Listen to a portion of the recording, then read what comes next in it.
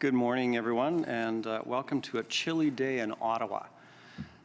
We will give you some heartwarming stories, though, to make everybody smile, so we look forward to this meeting. But I do want to, on behalf of the Board of Directors, welcome you to the CBS Open Board meeting. My name is David Morhart. I'm a member of the Board of Directors, and I'm sitting in for Brian Postal, who unfortunately couldn't be with us today. It's wonderful to see so many of our board members, our executive team, and so many of our partners from the community. And we welcome to a warm welcome to all of you and for those that are joining us virtually as well. I would like to ask Anne McFarlane to the left of me to open our meeting with a land acknowledgement. Thank you, David. We acknowledge that the work of Canadian Blood Services spans many territories and treaty areas across the country. And today I come and speak from the traditional territory of the St. Lawrence Iroquois, Anishinaabe, Mohawk, and Algonquin Nation, whose presence here reaches back to time immemorial. Their culture and presence have nurtured and continue to nurture this land. We offer gratitude to those Indigenous people on whose territories we work, live, and play. Because I live in Saanich, British Columbia, I also want to acknowledge the traditional and ancestral lands of the Wasanich and other Coast Salish peoples. Across the land, the cultures and presence of Indigenous peoples have nurtured and continue to nurture this beautiful land.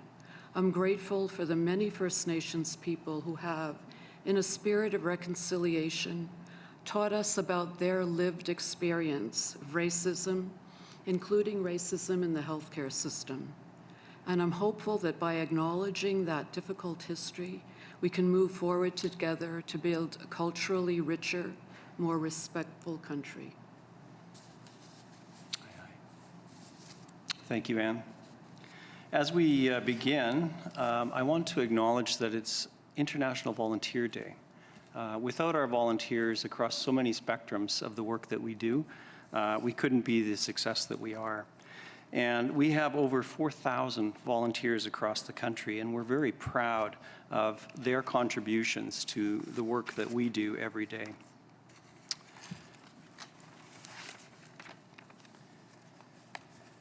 Now, the Board of Canadian Blood Services is responsible for the overall policy direction and plays a key role in the management accountability. The board consists of 13 people appointed by the organization's corporate members, the provincial and territory ministers of health. I'd like to call on each of you to introduce yourself briefly, starting with those that are here with us in person. So, Anne. I'm Anne McFarlane from Saanich, British Columbia. Kelly Butt from London, Ontario. Runa Sinha from Saskatoon, Saskatchewan. Hi, I'm Donnie Wing. I'm the BC Yukon representative.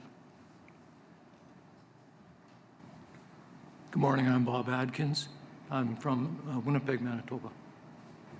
Good morning, Marilyn Barrett, Prince Edward Island. And joining us virtually are Dr. Catherine Cook out of Winnipeg and Judy Steele based out of Halifax. Welcome this morning. We have some regrets from Glenda Yates here in Ottawa and David Lieberg out of Toronto. Thank you all, though, for being here and for participating in this. I also want to acknowledge that Bobby Kwan, one of our board members, wasn't also able to join today. Just before we introduce our executive team, I'd like to take a moment to recognize 4 of our outgoing board members. We had a celebration yesterday to reflect on this. Their terms conclude on the 7th of December. Each of them has contributed to our board for 8 years and has contributed significantly to the governance and oversight throughout their tenure.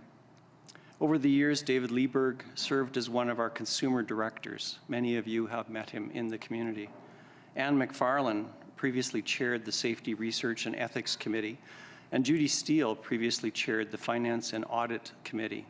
Glenda Yates was the vice chair of the board and also the chair of CBSI and E, our insurance organizations. Their thoughtful leadership and guidance have helped us strengthen this organization and in turn supported the work for patients across Canada who rely on us. On behalf of the board and of Canadian Blood Services, I want to extend our sincere thanks for their outstanding service.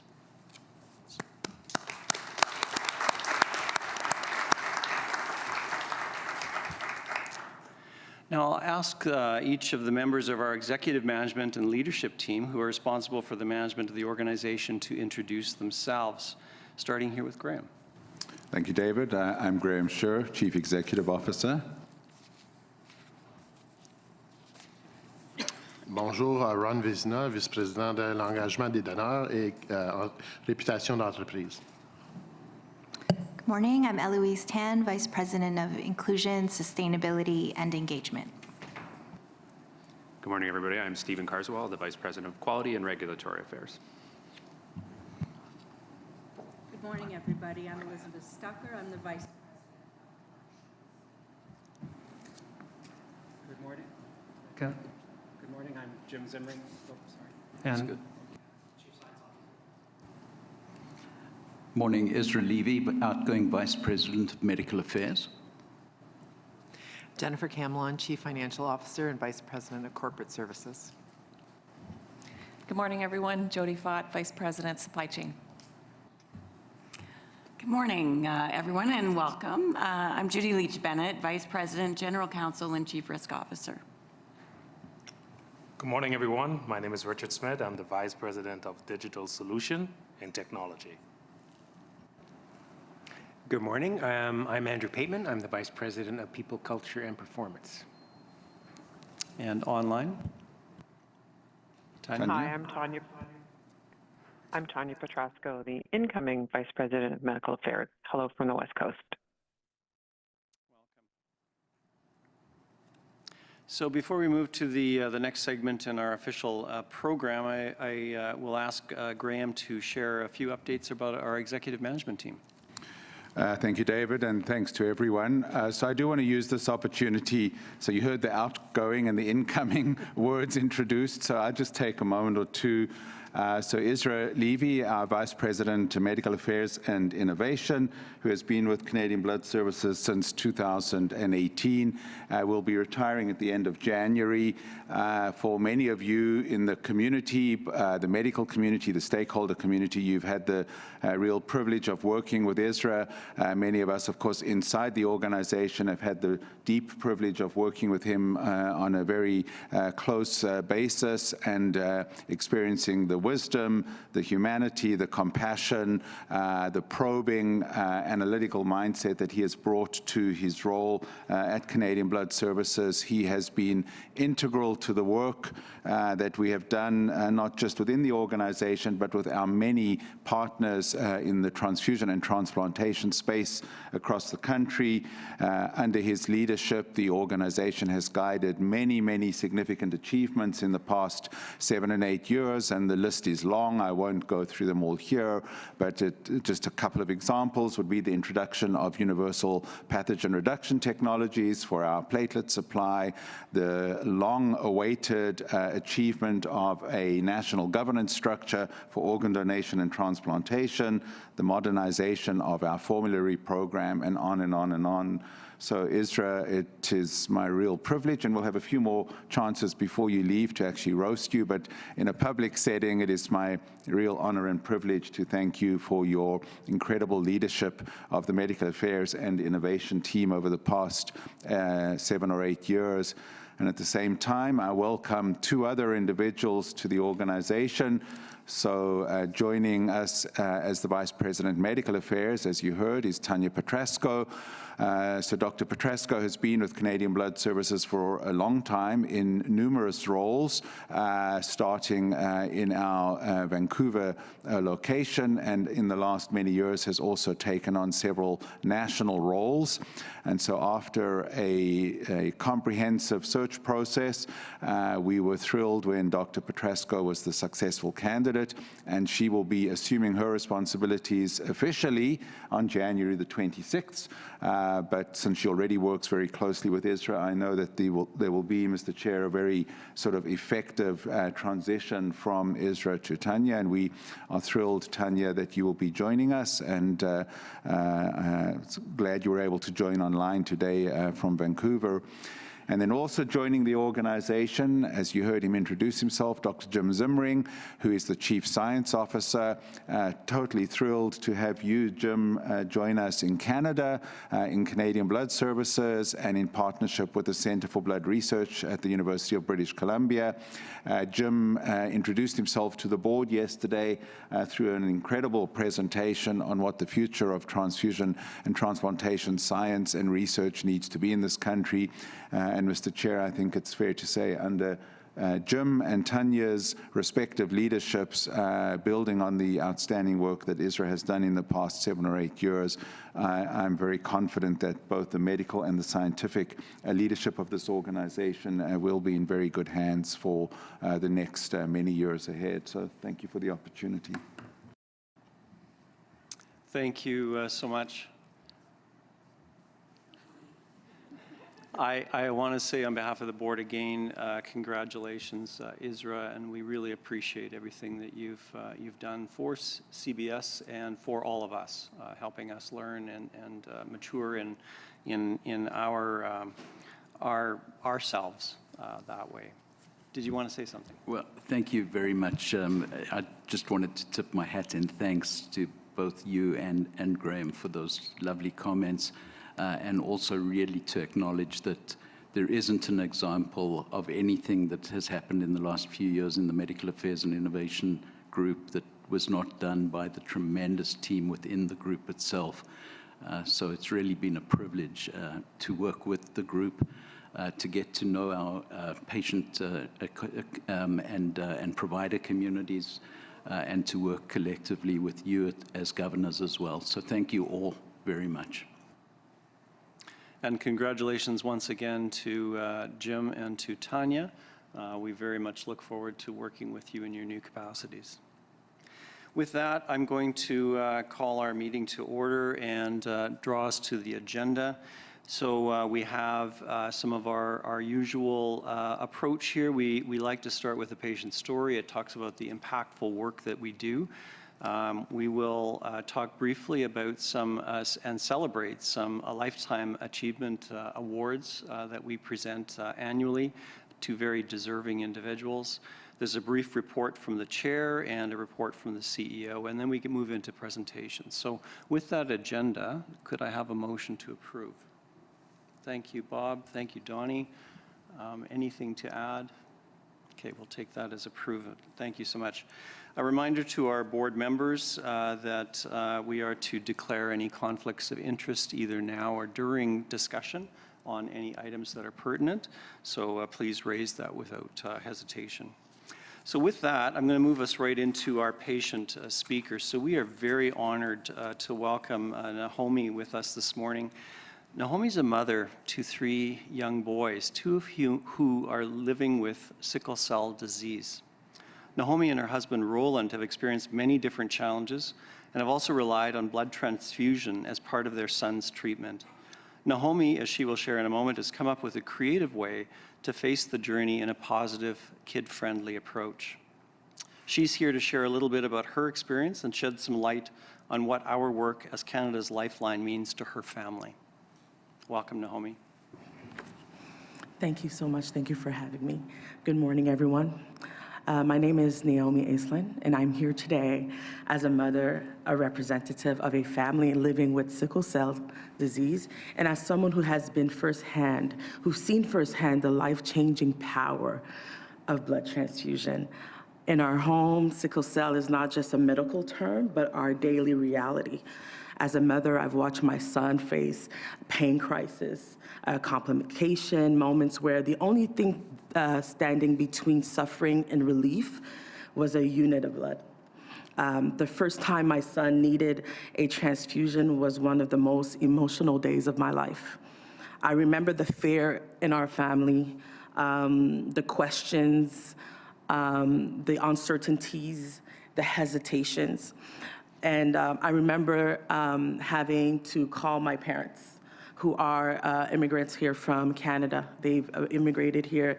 My father immigrated in the 70s and my mother in the 80s.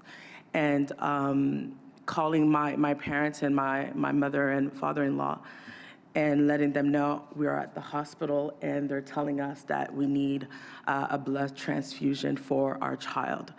And I remember the silence behind the telephone and the no, don't do it. I don't think you should do it. And we were kind of like surprised by the reaction until we realized that they had experiences with blood transfusion within their, in their country. You have to understand that my parents are from Haiti. In the 1970s and 80s, there was this situation called the Black Blood Bank, and maybe you'll have the opportunity to read more about it. But there was a time where in the country of Haiti, there was transfusion or blood that was taken, donation, and they were sold into the black market. And there was this stigma around blood donation, that it was illegal, that was blood that was tinted, just so many negativity around blood transfusion and donation. So when we spoke to our parents about our experience and being in this decision, this crossroad of decision of blood transfusion, we did not necessarily get support, but just fear. And I remember, because of the amazing doctors that they had the privilege to take care of us, and also understanding what blood transfusion was all about, we took that moment to explain to them, no, this is not going to be our experience. And because of that, it changed our perspective. We were able to get the blood transfusion, communicate with our parents. And now I'm happy to say that we have family members in our family that are donators of blood. So communication, understanding, taking the time to explain, allowing them to explain their experience, but also letting them know that Canada is different. We have the safeguards, we have everything that we need to make sure that the blood is safe and that we could bring so much healing to different families, change our perspective. And the yes became transformative. It did not just change my son's health, but it changed our entire family's mindset. Today, as I mentioned, today several members of our family are regular blood donors. This is the power of education, the power of awareness, but also the power of experience. And I want to share gently and respectfully that some of the cultural barriers that exist is not to criticize, but to help illuminate areas where partnership can make a difference. Many people of African and Caribbean descent come from regions where blood system has historically been challenging. But so when we come to Canada and hear about blood donation, those memories and experience shape their reactions, their hesitation, their cautious, and their fear. But one thing we're happy to know is that there's so much advancements happening here, and we're glad to be part of the solution. And one of the things that we decided to do as a family is to become part of that solution. So we decided that if we're going to benefit from the blood system, we also need to advocate for it. And we began sharing our story publicly, speaking to churches, schools, and community groups. We openly discussed the fear, the stigma, and how our perspective changed once we understood the impact of transfusion. And we took an even bolder step. We wrote a children's book. And the children's book came from, I think it was the third transfusion that we had to get for one of our sons. And I remember that particular day at the hospital and how my child was getting emotional because it was time for them to get a blood transfusion. And it's the poking, it's this and that. And I remember telling my son, you're gonna get your superpowers. This is going to be your superpower. You're going to get stronger. You're going to feel much better after you get that blood transfusion. And then it became this ongoing story in our home where I used to call them, you guys are my superheroes. You guys are my superheroes. And I remember sitting down with my husband, and my husband said, your stories, because it became our bedtime story. So my husband said to me, I think you should write a book about it. I think we should write about our story, but also helping other families as their children are going through blood transfusion and how that could help them, and realize that they're not victim of their disease, but they could be superpowers and superheroes in the midst of whatever they're facing. So we decided to write this book, and it's called The Battle of Autogots. And for those who are from the Ottawa Gatineau, it's Ottawa Gatineau put together. So the Battle of Autogots, the Super Felix brother. So this is our story. And in the story is 3 beautiful boys who are superheroes, and they're fighting this bacteria. And as they're fighting, they click on their chests, and it releases this thing called Emoglow. And Emoglow is their superpowers, and now they have enough strength to beat this bacteria. It's for some young person or a child that's maybe reading this, it might just be another superhero story. But for us, it's our reality, right? And the Hemoglow for us is whoever donates blood for any cause. So this has become our battle to speak and to communicate how this is so important, not only just for families, but for my community.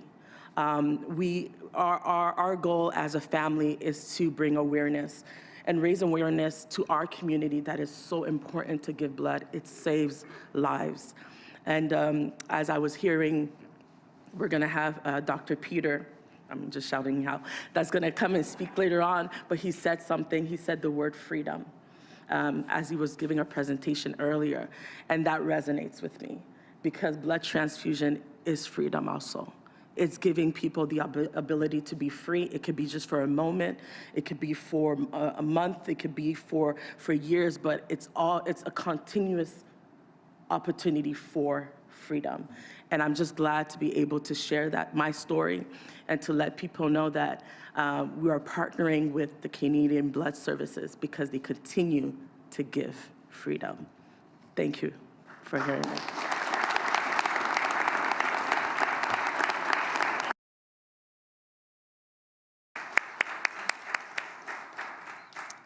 Thank you so much, Naomi. I am struck by your passion and your articulation on behalf of your boys. They're lucky to have you.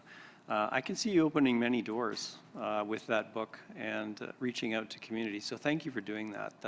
It comes from a very deep and personal place, and those types of stories really help Canadians understand why this is important, both ways. I did want to open it up to our board members to see if anybody had any questions or comments they wanted to make. And Naomi, we'd certainly welcome you back up. You can respond if you wish, or just take comments. So, Donnie. Thanks, Naomi. Just a great story. And it's amazing how you sort of turn your strength into the book and trying to really help sell the disease, but also your experience with it. I wouldn't mind hearing from you some of the challenges in terms of your experience, but also your boy's experience. And I know one boy with sickle cell would be enough and challenging, but having 2 would even be much more sort of challenging. I wouldn't mind hearing an experience from you in terms of treatment day, and how often do they have to go through this, and what sort of any negative experiences and sort of reactions to the transfusions. And I want to hear that from you in terms of what you see or what you experience every day and what your boys experience doing treatment day. That's awesome. Thank you for the question. Yes, for sure, we've gone through challenges. when he came, like you mentioned, having one child is already a lot, but having two. So as parents with two kids with sickle cell, I think right now we're entering into the cold season. Into the where there's a lot of bugs and happening. One of the challenges that we always have during the winter season is having the two kids have a cold at the same time. So that means that there's a possibility that we'll have 1 week we're at the hospital with the child battling maybe a fever, or where the hemoglobin, the red hemoglobin are getting low. And now we're kind of debating, do we need a blood transfusion? Are we upping up antibiotics and all of the treatment? So I remember there was one winter where we were at the hospital back to back. You have to understand that when you have sickle cell disease and you have a fever that starts at 35.5, which is not a high fever, but for us, for sickle cell, it could be something very dangerous. You could stay 4 days at the hospital. So we've had to have back-to-back where both of us are at the hospital, one treatment for one child and one treatment for another child. I remember vividly one experience when my youngest, his hemoglobin, he was going through a sickle cell crisis, and they did a blood work, and I think his hemoglobin had to be in the 50s at the time. And the first thing was, it's time for blood transfusion. And I was remembering, it was just, he was already in such pain, going through what he was going through with complications and everything else, that that meant, okay, that's another 4 days at the hospital, and it just kind of managed just the home with the disease. And I remember when my oldest had to have his spleen taken out, so both of my children had to gone through surgery, and we had the day schedule for the surgery, and there was no blood available for the surgery, so we had to postpone the surgery 2 weeks after. But can you imagine getting prepared for one day, and you've prepared your calendar and everything, work and stuff like that, because we still work. We still are full-time workers and doing what we need to do, and then we're having to reschedule because there was not enough blood. So that was one of and that's when we kind of understood that, okay, there's work that needs to be done, or I wanted to get to know more about this blood donation thing, right? Because you often think about, I know for me, blood donation was, they need blood, we give blood, but I did not think that they needed bags of blood for surgeries for just the in case, right? So I didn't think about it, and this went through awareness and conversation with my doctors. That's how we understood that that's something that always needs to be available at all times. But my experience as well we have the amazing privilege to be patient at CHEO here in Ottawa, and I cannot say how amazing the Children's Hospital here has been to us and to our family, and just giving us all of the information that we need to basically go through what we have to go through. And right now, we go to the hospital when need be. My kids are doing very well right now. I was mentioning that they are in competitive soccer. So they're doing very well because I am the taxi for my children. So they're doing well, but we are, every time that it is the cold season, we are getting ourselves prepared to make sure that we have everything that they need in case something do come up. Thank you. Runa, you had a question. So thank you so much for sharing your story, Nahoni. I think it was it was excellent to hear about the cultural barriers to both receive and to give blood. I actually have 2 questions, if that's okay. So the first one is so I'm a pediatric hematologist. One of the things I often do is talk to families about receiving blood. And other than hearing about the safety of the blood products, as someone who's the parent or the child, what are some of the most important things that you think that we should be talking to you about when we're getting consent for blood products? Oh, that's a great question. I think sometimes it can be very difficult because of the just we're in the hospital, we're in the emergency room, things are going so fast, right? And I think for me, my family, we were able to grasp some of the information because we had to do it multiple times. I think in general, I think just information I know we have to sign very quickly this consent form and everything else to receive the blood, but I don't know if we have more pamphlets, more things with information about blood transfusions, especially at the moment, just to have the parents to be comfortable and have the information that they need. And I know for people from maybe from the Black community, maybe some information about removing some of that stigma, and just being really real about the stigma that are out there, but also talking about it so we can actually break some of those barriers when it comes to giving blood. So I think it would be depending on the patient, but also if we could have more information about it. If it could be pamphlets, it could be whatever it is, like here's a link where you could watch a video, anything where while the parents are waiting, they could get more information. I don't know if that answers your question. You did, thank you. And now I'll do the second part, if that's okay. I'll be quick. Just for when you're talking to some of the people around you who are thinking of donating blood, especially in the cultural context, what are some of the things you talk to them about?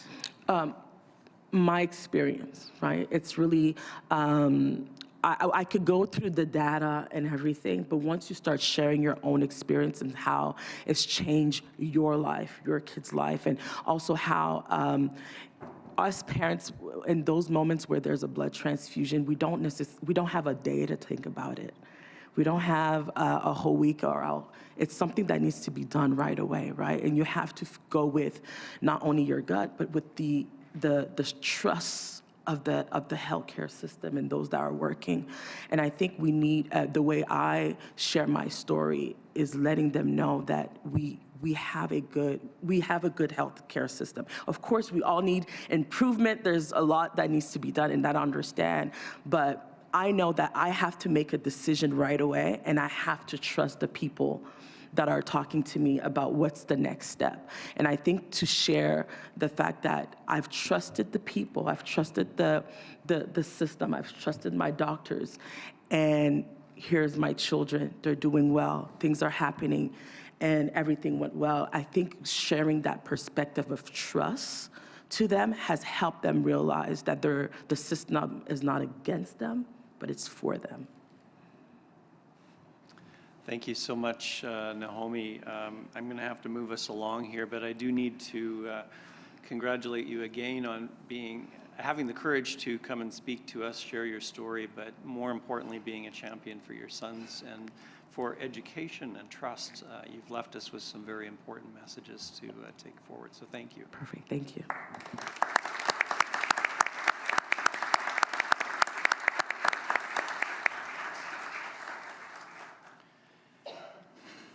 Each year, our Medical Affairs and Innovation Division leads a nomination process to identify a recipient or recipients for the Lifetime Achievement Award.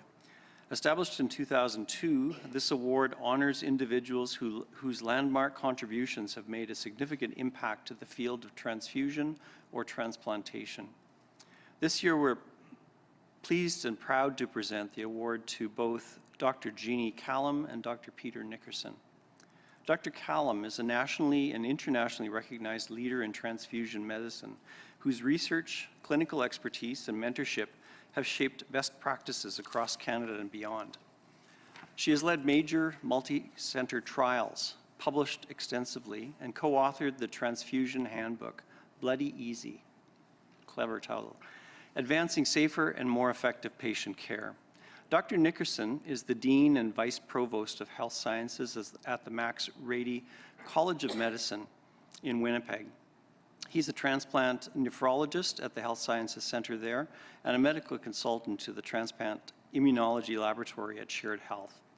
He helped design and implement a national transplant program that oversees interprovincial organ sharing. This national system includes the Kidney Paired Donation Program, which has facilitated 1,213 transplants. and the highly sensitized patient program, which has made more than 1,135 transplants possible for those hard-to-match patients who would likely never have found matches within their own provinces. His research and academic leadership have advanced life-saving standards in organ transplantation and continue to influence practitioners and impact patients across the country. We're now going to watch a short video that highlights each of their contributions to both transfusion and transplantation.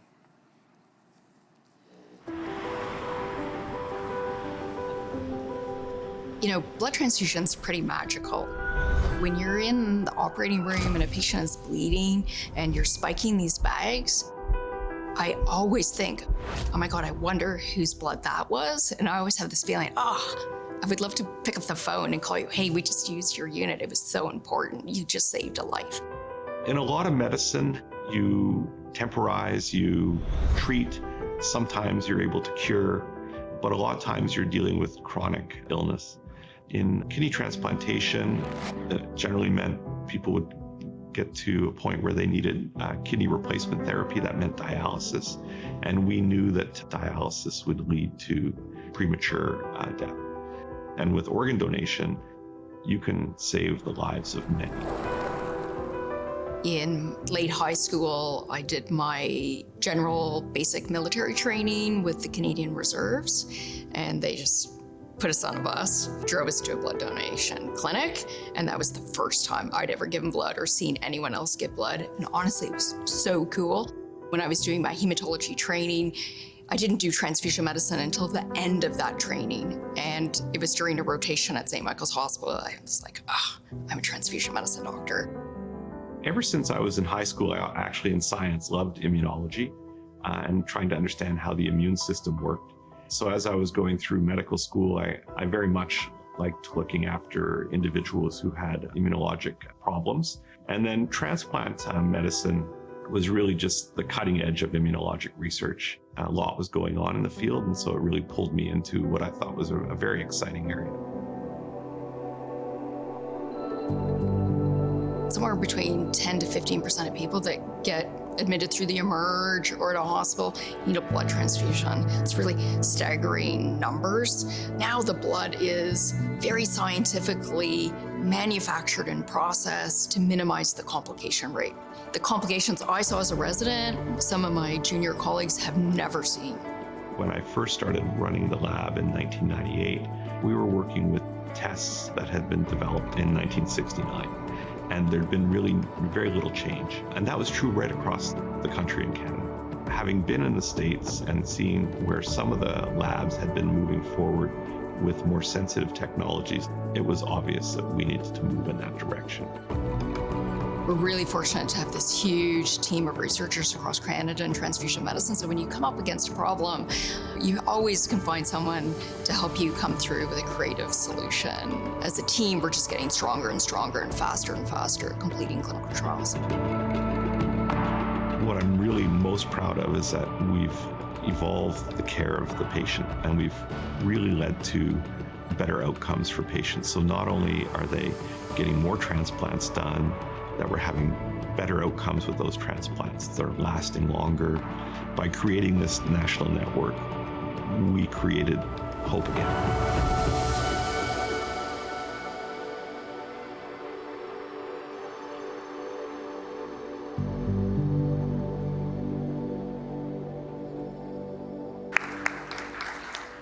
Congratulations to both of you. I'll invite our CEO, Dr. Graham Scher, to present the award to each of them, and we'll invite you to come up to the mic as well and make a few comments.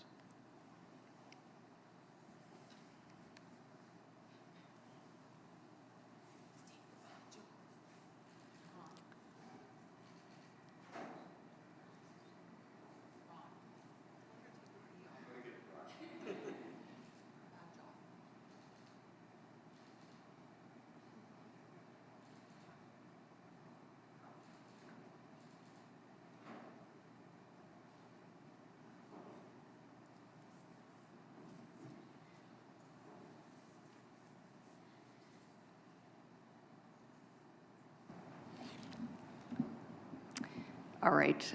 Thanks very much. When I got notified of this award, and the title is Lifetime, it was a little surreal because I assure you I'm just hitting my stride in terms of trying to fix transfusion medicine in Canada. I'm pretty honored to be honored for the work that we've done in transfusion medicine to improve utilization of blood products, to build a massive team of transfusion medicine physicians across this country to take on whatever challenge is going to be thrown at us, and to build an incredible research team for transfusion medicine to allow us to do clinical trials in transfusion medicine. We've already done a spectacular number of them, but we have 5 ongoing clinical trials in Canada to figure out what's the best recipe to stop bleeding, to manage people with kidney failure in the intensive care unit, to get people through procedures without bleeding. We've just done a spectacular job to improve the infrastructure and the humans that do that across the country. So thanks very much for letting me be part of a community where both the science and the distribution and utilization of blood can be brought together, and for Canadian Blood Services putting up with my incredible stubbornness over the years for demanding new things and different things. I'm not done yet. We have a huge problem with immunoglobulin utilization in this country, and that's what I'm going to be working on for the next 5 years. So thank you again.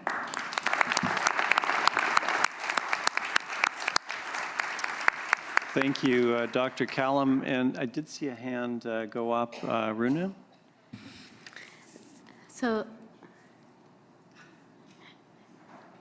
I'll let you concentrate. So, Dr. Callum, I just wanted to say a heartfelt thank you to you for all of your dedication to the area of both clinical medicine as well as research in transfusion medicine. My question to you was more about what do you say to some of the trainees that you see, both medical students or people, resident physicians, about why they should consider a career in transfusion medicine and also in research? Yeah, so one of the things about transfusion medicine as a career within the hospital is you have to interact with everyone within your hospital because everybody uses blood. The neurologists are using it for neuromuscular conditions. The pediatricians are using it for their kids. It's going to oncology patients. It's going to the operating room. And it gives you the ability to try and improve the care right across your whole organization. I would say the only people I don't talk to are the psychiatrists. Sometimes people think probably I should. But really, every single type of physician uses it, and it gives you this broad ability to improve care right across the organization. Thank you. Thank you so much. We're very honored to be working with you, and congratulations once again.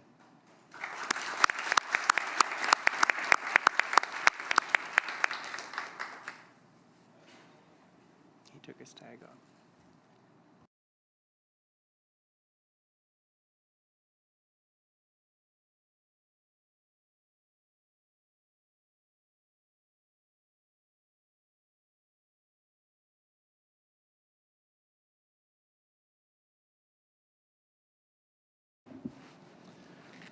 Well, I think I'm like Jeannie. I'm overwhelmed by this honor, and when I got the email from Graham saying that I had received this award, I was really taken aback. I was so pleased to get the acknowledgement. I just want to say it's been a privilege to have over a 20-year relationship with the organization. When I moved back to Winnipeg, and took over the lab that did the matching between the donors and the recipients in transplantation, I realized we needed to upgrade the labs in Canada, and I ended up being the president of the American Society of Histocompatibility, which runs all the labs or oversees the labs in the US and globally. And because of that position, I was sitting on the national organization in the US that did organ sharing across the United States. And what I saw there was they were really shipping kidneys for need to meet patient needs all over the country in the US, and we were not doing that here in Canada. And so we started working with an organization called the Canadian Council for Donation and Transplantation, which led to the realization that if we were going to meet the health needs of patients who are really hard to match in Canada, all the provinces were going to have to work collaboratively and move on to interprovincial organ sharing, which had not been happening. The governments bought into that, but then they needed an organization to deliver that vision. And that's where Canadian Blood Services came in. And it was truly an honor to work with such a professional organization that could create the infrastructure that would allow us to have data sharing across the country and really make this vision of getting these very hard to match individuals transplanted. These were individuals who were spending 15, 16, up to 20 years on the wait list, always hoping that they're going to get the call, but it was never coming. And once we went live, and I think it was 2009, with the interprovincial organ sharing, these patients were getting calls, and they were getting off the list. And we had the families, the physicians, the coordinators, all really joyous, but in tears because they never thought this was going to happen. And CBS made this a reality. So I want to thank you, the organization, and the tremendous staff that we had to work with to create this vision here in Canada. And I would say now we're exemplars in the world for what we're doing in interprovincial organ sharing to meet patient needs. So the congratulations is more to all of the teams that were present at CBS to help work with me and see us have this shared vision. So thank you very much.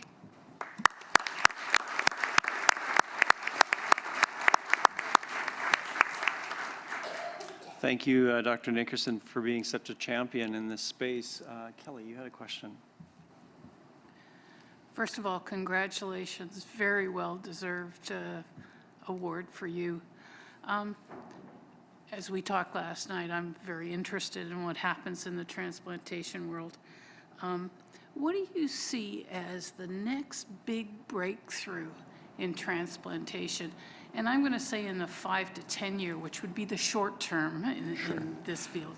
So I think there's some stuff that's actually happening right now. So this last year, we started launching interprovincial organ sharing for children. We always have prioritized children to get a kidney transplant.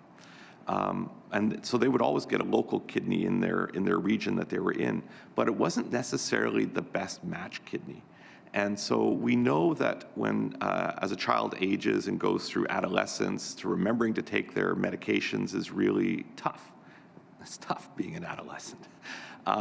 And so our thinking is that if you have a better match, then the need for real adherence to your medication protocol may not be as required.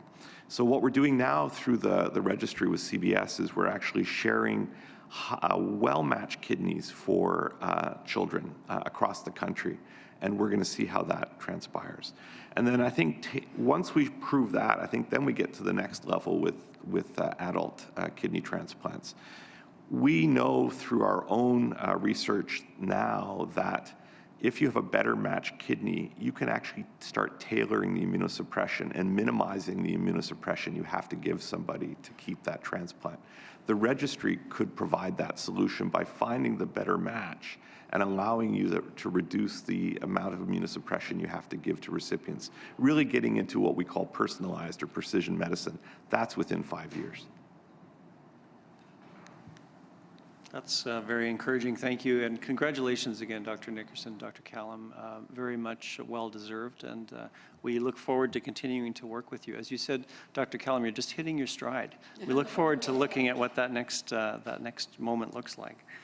I'm going to give a very brief overview now of some highlights from the past year and some of the key focuses of the board, and I'll be turning to our CEO shortly just for an overview of operating results and some of those key measures as well. So just since we were founded in 1998, Canadian Blood Services has evolved and adapted continuously.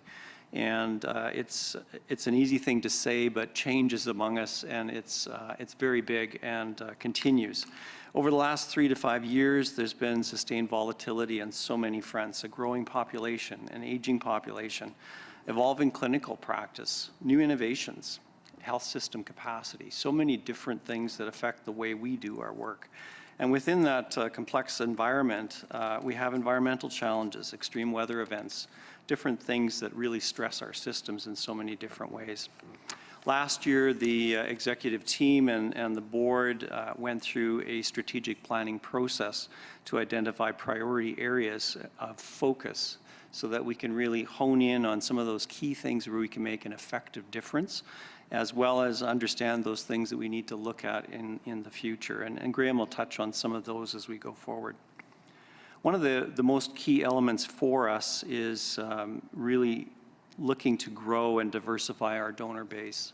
You'll hear some examples of things that we've done, and there are things that are underway today that are going to make a real difference. We've set ourselves a target to add 1 million new donors over the next 5 years. In the spring, we launched a new brand platform to support this effort, and it's already resulted in an 8% increase in brand recognition across the country. This powerful step sets us in the right direction to recruit more donors, but more importantly, to sustain donors over time as well. We're in the midst of our fall get-together campaign, and we're encouraging groups of friends to come together and donate as collective. And I know many of our management team are actually championing that themselves within their own communities. On the product innovation side, we're very proud to live up to our label of being Canada's lifeline. We're advancing scientific research to provide the safest products with innovations to ensure we can continue to meet patient demands in this changing Canadian context, while also staying aware of new and emerging pathogens that can impact the blood system. Again, in this regard, we welcome Dr. Zimmering, who's going to bring us incredible innovation and science expertise to help us continue this work. As we seek to be more responsible and agile, we are growing our donor base. We're also investing in our physical infrastructure to achieve this.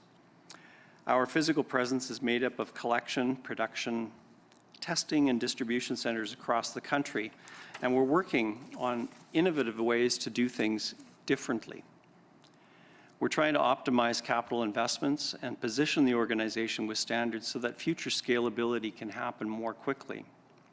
Part of this evolution is converting our donor centers to from being single product oriented to being multi-product oriented. That's going to have a significant difference for not only this organization, but for Canadians overall. Some sites have already been operating in this model, and our work is well underway to continue this across the country. We're also investing in digital technologies to move forward on our strategic priorities. This will enable us to increase the capacity of our employee base to work effectively and with constantly evolving technological landscape. We're upgrading systems and mitigating risks to make sure that we're doing things in very thoughtful ways to manage those opportunities. We've also prioritized our investments on many of these strategic initiatives to make sure that we're addressing those evolving opportunities that arise for us. On the donor side, to engage in volunteers and always engaging our employee base. I want to thank many groups today on behalf of the board. There are so many that contribute to the work that we do, and without them, we couldn't be the success that we are. First, of course, the donors of blood, plasma, platelets, organs and tissues, stem cells, and even those financial gifts. These are essential to Canada's lifeline. Without the donors, both long-term and brand new and renewed donors, there wouldn't be a blood system. I thank you all for your contributions and for the life-saving opportunities that you give to everyone who receives these.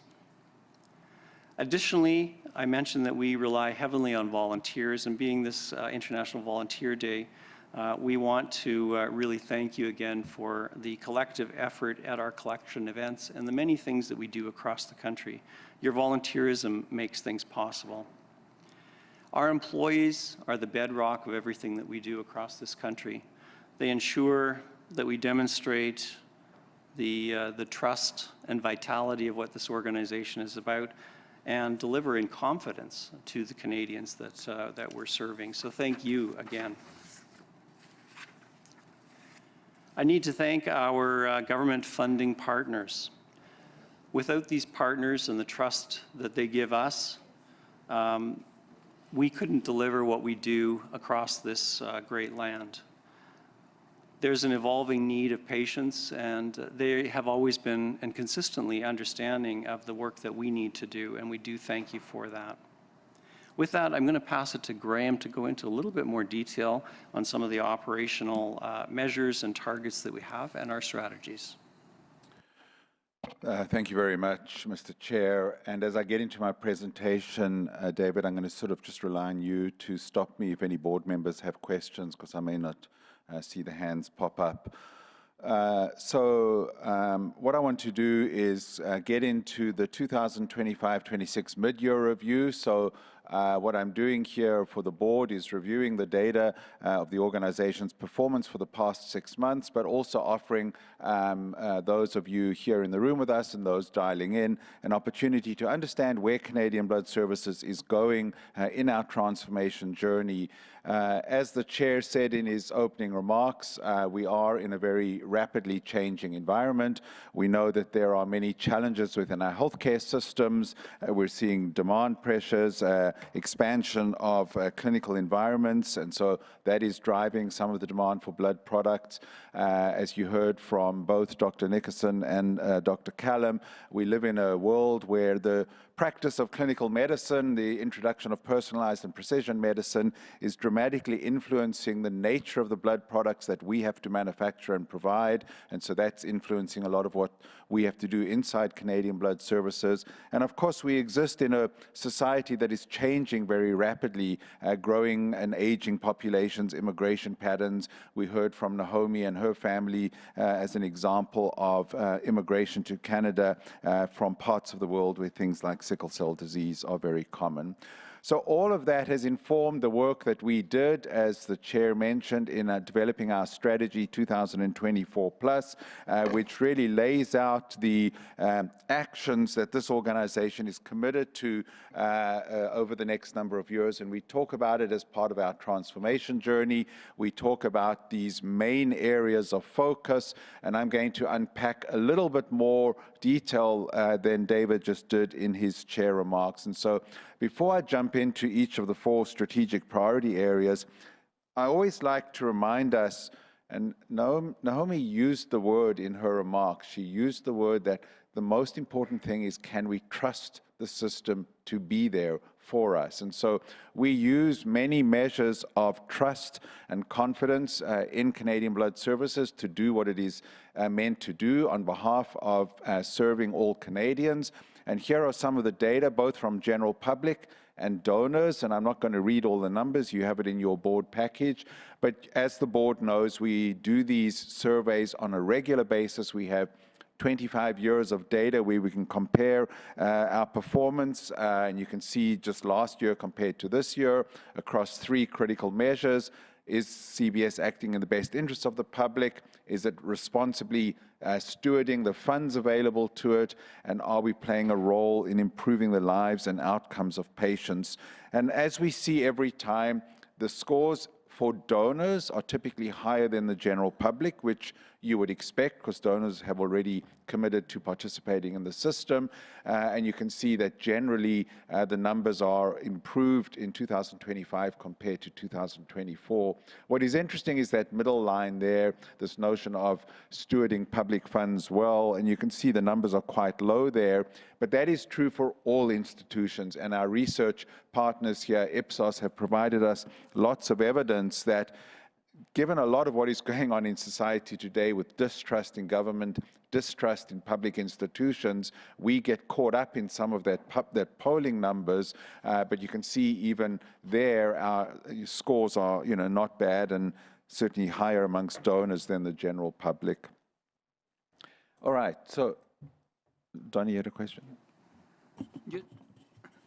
Speaking to the responsibility in managing public funds, how much do you feel that may be relating to the investments that we're making in infrastructure and digital technology and some of the catch-up that we had to do to get us to today?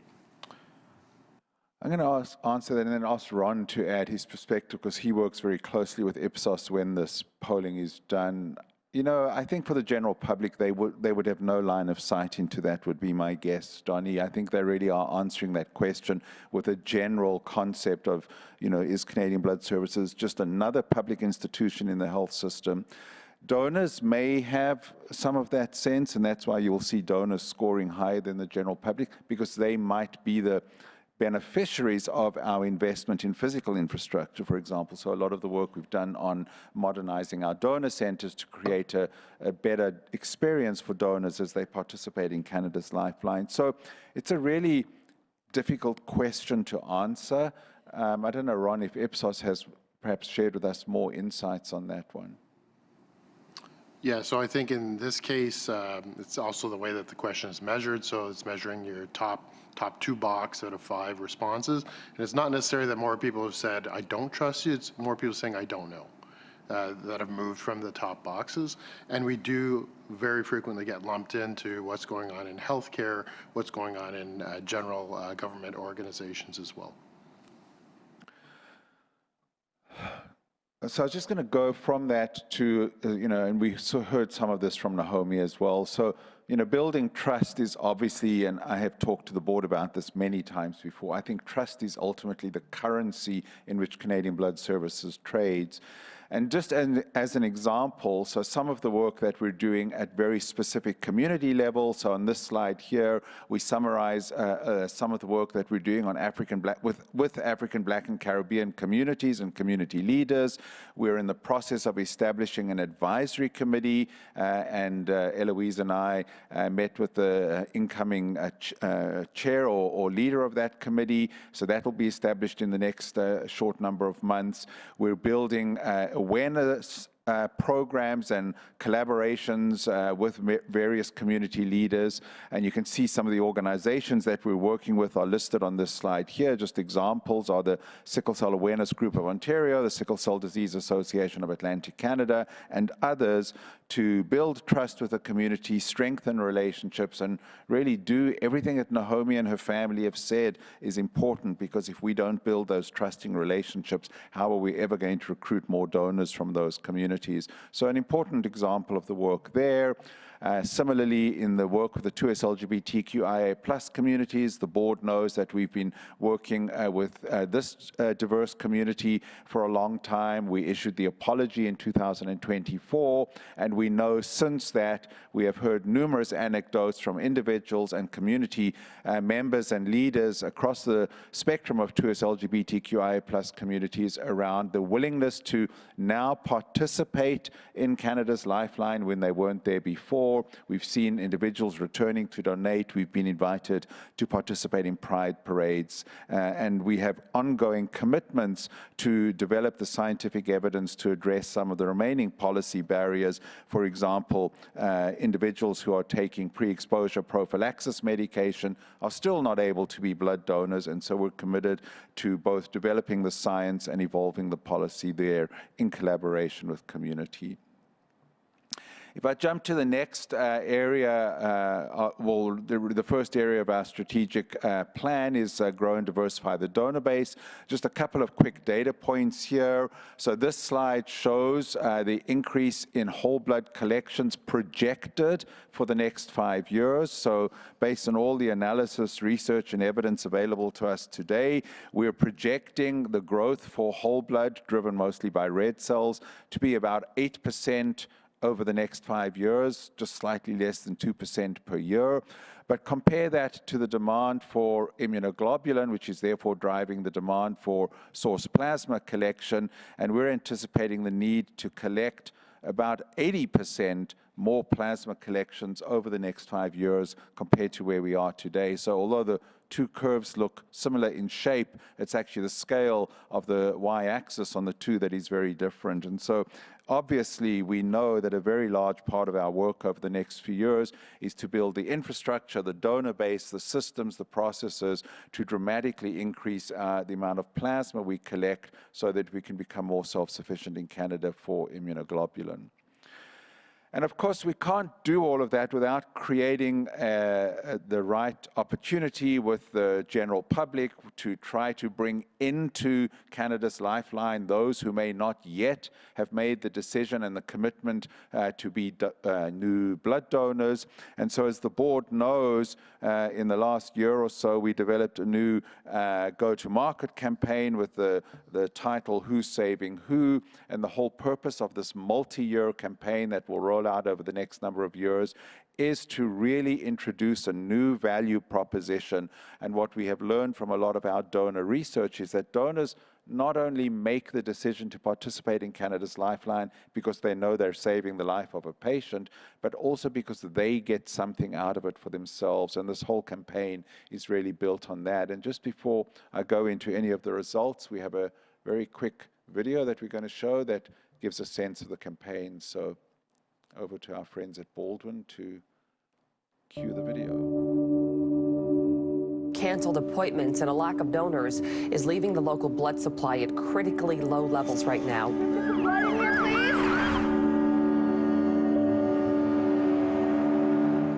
Like the fact that someone with leukemia can need up to 8 units of blood a week.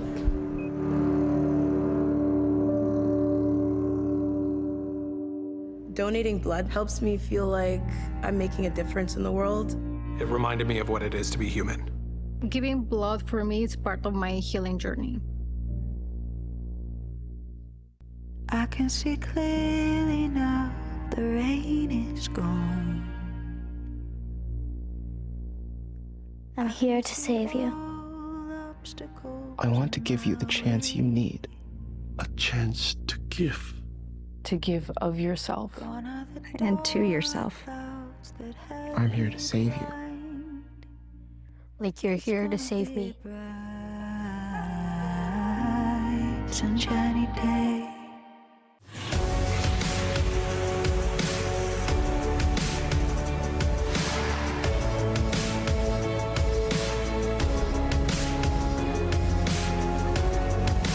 Canadian Blood Services. Who's saving who? Its new campaign, Who's Saving Who?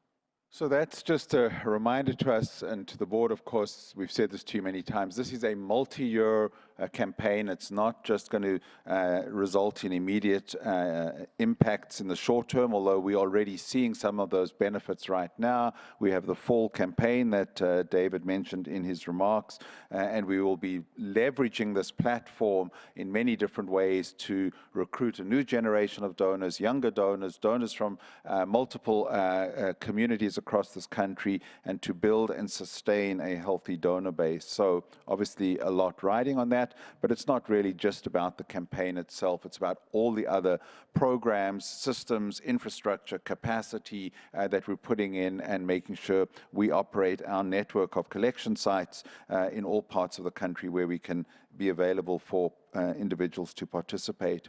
This is just some data for the donor base over the last few years. So you can see the whole blood donor base since 2020, the last 5 years, has grown by about 10%. You can see a fairly steep increase in the first 3 or 4 years, and then a little bit of a decline and a more static size of the donor base now. And we've talked to the board about the fact that we are actually recruiting more donors. The number of new donors is going up, but we have a problem at the moment where the attrition out out of the system is very high. We're losing more donors. And so we, in addition to all the work we're doing on recruitment, we also are looking very carefully at what we do to stem the number of donors who are deferring themselves out of the system and make sure we can do a better job of retaining donors rather than having them lose or opt out of the system as well. Plasma donors, you can see the donor growth base of about 250% since 2020, with a very steep incline as we launched our plasma program and our plasma sites in the early years, and again somewhat more static in the last couple of years. And as I was saying to the board yesterday, the work that we have to do is really now get up the inflection curve to really achieve that objective that David mentioned in his opening remarks of 1 million new donors over the next 5 years. And, you know, we often forget to talk about the stem cell registry, so I wanted to just provide some data here. You can see a significant uptick in the number of individuals who have joined the stem cell registry, and we have some very, very good data there over the last few quarters where we're doing an excellent job of recruiting individuals to participate in the registry, having them typed and be available to be stem cell donors for patients either here in Canada or patients internationally. It's a bit of a busy slide here, but the purpose of this slide here is to show you that it's not just the size of the donor base, the number of donors. One of the very important things we do is measure frequency, and we treat whole blood donors and plasma donors a little bit differently here. As the board knows, whole blood donors, you actually don't want to drive frequency. You don't want to rely on whole blood donors coming in more than what is our average frequency. You can see in the red bars there, about 2 times per year, because you do run the risk of, particularly in women, making them somewhat iron deficient. And so blood donors, whole blood donors, frequency is not an important measure there. You rely on the appropriate size and composition of the donor base. Whereas for plasma donors, you have the opportunity to drive frequency because you can donate plasma multiple times a year quite safely without any risk of becoming iron deficient. And you can see that the frequency for plasma donors, the yellow bars, it doesn't look very impressive, but it's already gone up 7% in this last year, from 4.5 to 4.9. And again, our target is to move that higher and hopefully get to a frequency of somewhere between 6 and 8 times per year would be an ideal system. Just a little bit of granular data here. Again, busy slides, but this is just some data on our efforts to increase representation from African, Black, and Caribbean donors. On the 2 left-hand bars, comparing Q2 last year to Q2 this year. Again, the numbers don't look very impressive, 0.7 to 0.74, but that's about a 6% increase in the number of African, Black, and Caribbean donors on the whole blood donor base. And of course, as it says at the bottom of the slide there, you know, about 4.3% of Canadians identify as African, Black, or Caribbean based on StatsCan data. So obviously the donor base is still significantly underrepresented.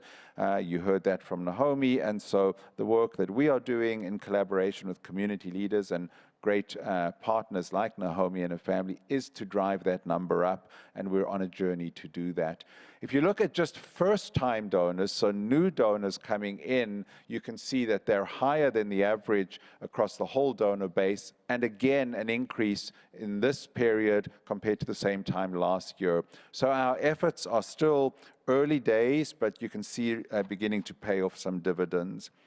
If you look at African, Black, and Caribbean communities as participants in the stem cell registry, significantly higher numbers than the whole blood donor base. Again, about an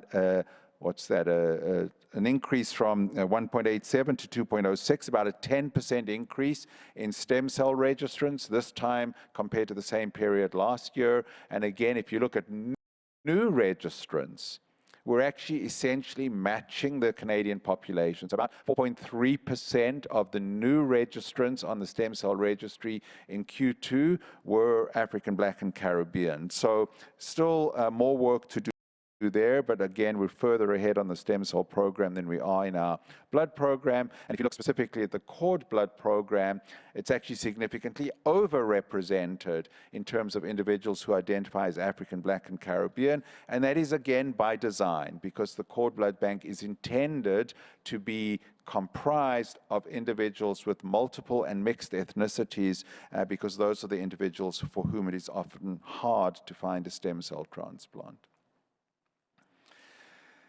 If we look at our physical infrastructure, and I talked about it's not just the size and composition of the donor base, but it's about making opportunities available to donors in the communities in which they live. And this question was asked of us yesterday at the board meeting as well. But we are in the process of transforming our physical network of collection centers so that in time, almost all of our centers, where it is feasible, will become what we refer to as multi-product centers, where a donor will have the opportunity to provide either a blood donation or a plasma donation, and also be invited to participate in the stem cell program and register as an organ donor. And if you just look at the 4 bars there, you can see the progress made over this year. So by the end of this fiscal year, 56% of our centers will be what we call multi-product centers, and that number is intended to increase dramatically over the next couple of years as we're doing the work quite aggressively now to allow whole blood donation in what used to be only plasma centers, and plasma donation in what used to be blood centers, where donors will have the opportunity to participate more broadly, and we will be able to use it as an integrated system where a donor who might be preferable for a plasma donation based on their blood group will be given that opportunity to donate plasma rather than whole blood, and vice versa.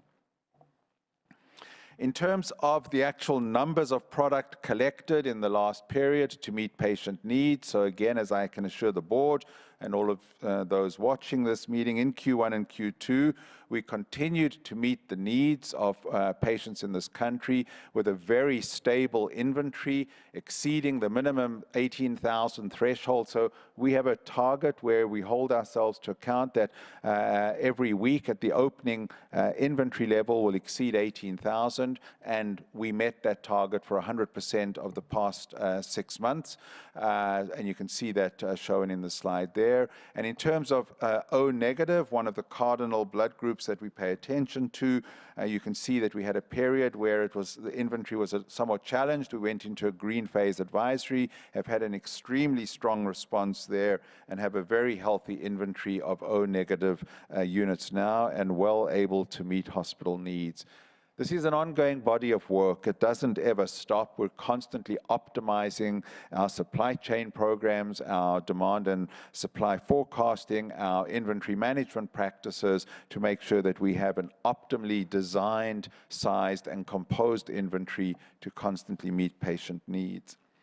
If I shift from whole blood to domestic security of supply of immunoglobulin, and just to remind mostly members of the public, the board knows this well, we measure this outcome, domestic security of supply of immunoglobulin, by saying how much of the immunoglobulin product that we make available to Canadian hospitals and Canadian patients is manufactured from plasma collected in Canada. And when we started this journey a few years ago, that number was around 12 or 13%, meaning 87% of the immunoglobulin that we used in Canada was imported and manufactured from plasma collected outside of Canada, mostly the United States. And we set ourselves a target of a minimum of 50% domestic security of supply. The left-hand bars simply show the amount of plasma that Canadian Blood Services has collected in the last 5 years, and you can see about a 70% increase, where in this fiscal year, last fiscal year, 24-25, about 313,000 liters of plasma collected compared to 183,000 5 years ago. If you look at the security of supply measure, the self-sufficiency measure, the bagel chart on the right shows you what we're looking at. And if you combine the two colored bars, the light yellow and the mustard, you can see about 31% sufficiency as of the end of Q2, combining the amount of plasma that we collect and the amount of plasma that Grifols collects. And by the end of this fiscal year, so by March 31, we anticipate being at 36% domestic security of supply of immunoglobulin. 36% compared to where we were just a short number of years ago, 12 or 13%. Still have to close that target to get to the 50% level that we've set for ourselves. And on stem cells here, this chart simply shows the number of stem cell donors that we have from our registry. And remember that these donors can be either for patients in Canada or patients internationally. And we also have the capacity to bring stem cell products into Canada from international donors to service Canadian patients. And you can see in Q2, there were almost 200 stem cell products procured to support patients across the various transplant centers.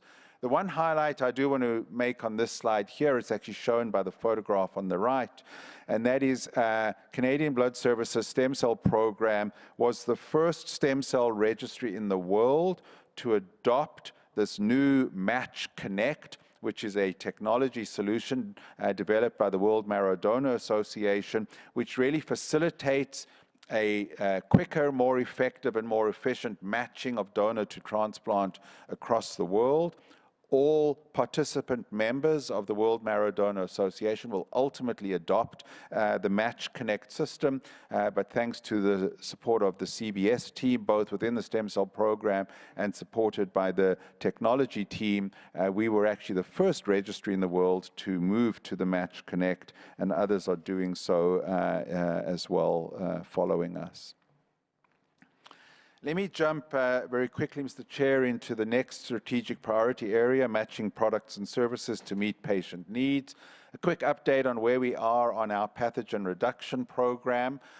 So I have talked to the board previously about the introduction of pathogen reduction technology for platelets. And as we stand here today, the board knows 100% of the platelet supply in Canada is pathogen inactivated, so we have met that target a couple of quarters ago already, and now our focus is on making plasma for transfusion also pathogen inactivated, and this is a multi-year program. We introduced a product called solvent detergent plasma, which is a commercially purchased product, but where the plasma that is provided to a patient is pathogen inactivated. And then we're in the process of implementing a technology whereby the plasma that we collect here that is used for transfusion purposes, this is not plasma that is used for fractionation, that's a different process, but plasma that is used to transfuse into patients who need a plasma transfusion, we are in the process of implementing an in-house pathogen inactivation technology, very similar to the one that we use for platelets, using a technology from the same company. And as you can see, there's a series of milestones there. We began the rollout in the quarter that I'm reporting for. By the end of the fiscal, we should have 100% of the apheresis plasma that we make available for transfusion in-house pathogen inactivated, and for the remainder of the plasma that is derived from whole blood collections, that will be pathogen inactivated over the next fiscal year, 2026-2027. Graham, a quick question here. Donnie? Graham, in terms of pathogen-reduced plasma, you're sort of interacting with a lot of the blood operators in other countries. Where do you see us in comparison to them? Are we like the leaders of this? And are we looking at, I know we did it for whole blood, now we're doing it for plasma. Where are we in that comparison to other blood operators? Sure, let me offer an insight, and if Israel or Tanya want to add, they can. So when we achieved our milestone of 100% of the platelet supply pathogen inactivated, we were amongst a few blood services in the world that were at that milestone. Some European blood services have been ahead of us. They went to pathogen inactivated platelets a few years ago. Australia, England haven't even started the journey yet. The US, it's a very mixed supply. Some blood operators in the US offer pathogen inactivated platelets, some don't, so it's a bit of a mixed bag. So Canada was certainly on the leading edge there. Now with the introduction of pathogen inactivated transfusible plasma, whether solvent detergent plasma or or fresh frozen plasma from whole blood or apheresis collections. I would say we're in the same place, Donnie. We're amongst the leaders. Some European countries have had solvent detergent plasma for many years. In fact, it was legislated in some European countries. But again, and I'm looking to either Tanya or Isra, I think we would probably be in the same place amongst a small handful of national blood services where 100% of fresh components for which there is a licensed pathogen inactivation technology, which is only platelets and plasma, we would be amongst maybe 6 or 8 countries in the world where that is offered. And again, this is Canadian Blood Services, because Héma-Québec has not yet instituted this either. I don't know, Tanya or Isra, if there's anything to add there. No, I maybe be a bit more boastful. I think we're in the leading handful for blood-derived plasma.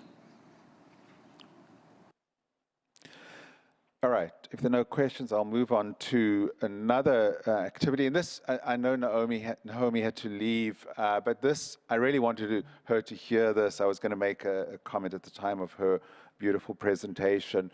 But we have an entire sickle cell strategy going on at Canadian Blood Services. It is a multifaceted, multi-year strategy, developing a series of approaches to make sure we can better understand what the requirements are from this very complex transfusion community. You heard Naomi's story.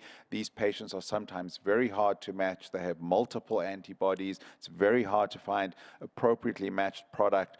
And as you heard, even her one child had to have surgery delayed because there probably at that time was not the appropriately matched product given the multiple antibodies that her son may have developed from previous transfusions. So we have a series of projects involving inventory management, supply chain management, the medical group, the IT group. There's a lot of work going on at CBS, and as the board knows, and we've shared with the Safety, Quality, and Innovation Committee, we have this sort of what we call our sickle cell strategy with a series of projects and programs in development or currently deployed that are allowing us to better match products to this very important community. And that's, again, one of the drivers for our work to have better outreach to African, Black, and Caribbean communities and allow more of them to be donors in Canada's Lifeline.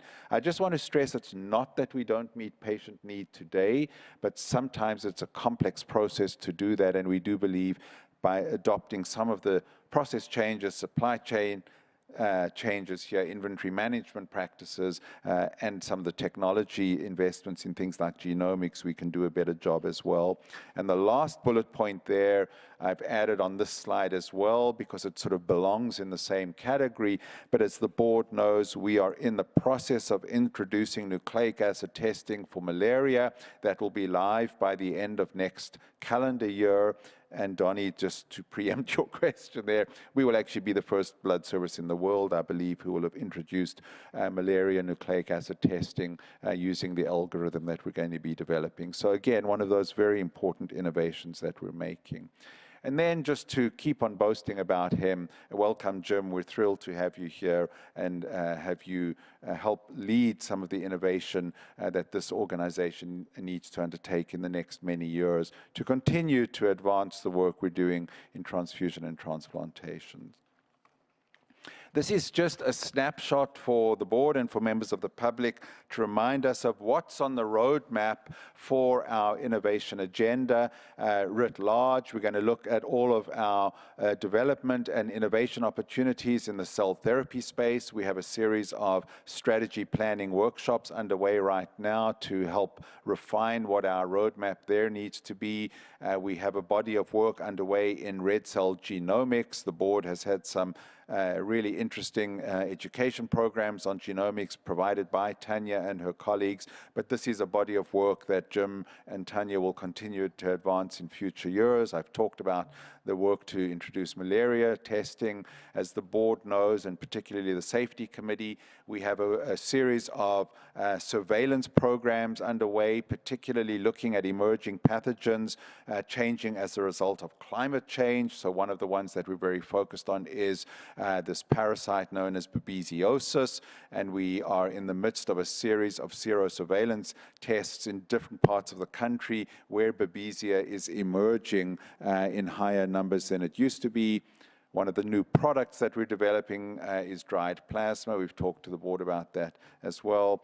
And in our stem cell work, right in this building here in Ottawa, we're in the process of commissioning and validating a stem cell manufacturing facility that will be fully good manufacturing practices compliant. So that's sort of in development as we speak, and it's a couple 100 feet away from where I'm standing right now.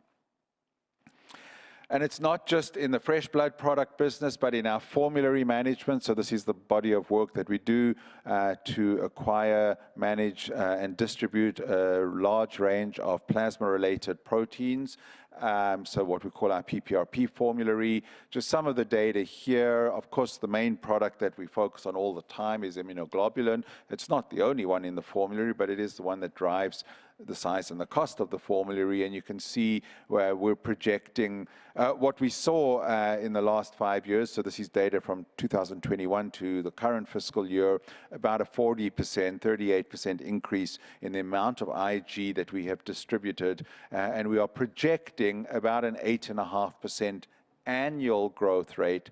So that's 8.5% year over year over year, at least until 2030 and possibly longer. As you heard from Jeannie, she's going to help solve this problem. So we're thrilled she is, because all of us are involved in this. This is not a problem CBS can solve alone. This absolutely requires the collaboration of clinicians and passionate advocates like Jeannie and all of her colleagues across the country, as it does partnership with ministries of health. And one of the programs we have underway here is a pilot program we're developing with the Ontario Ministry of Health now to develop a technology solution that will enable the practitioners and the clinicians like Jeannie to better understand the IG use in the province of Ontario and to allow optimal decisions to be made. So again, I've said this to the board many times, CBS cannot solve this problem on our own. We are only a participant in this program, but with the expertise under Sylvain Grenier and his team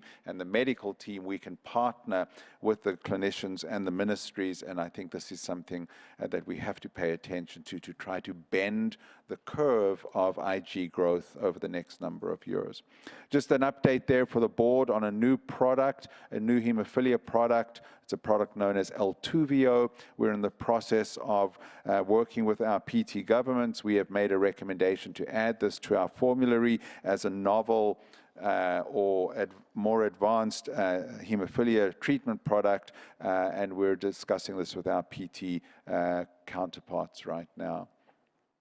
You heard Peter talk about the importance of life-saving organ transplants as a consequence of being able to enable interprovincial organ sharing. That is the role that Canadian Blood Services plays here. We manage and operate the Canadian Transplant Registry on behalf of the entire system, and were it not for that registry, you wouldn't see the transplants that Peter talked about.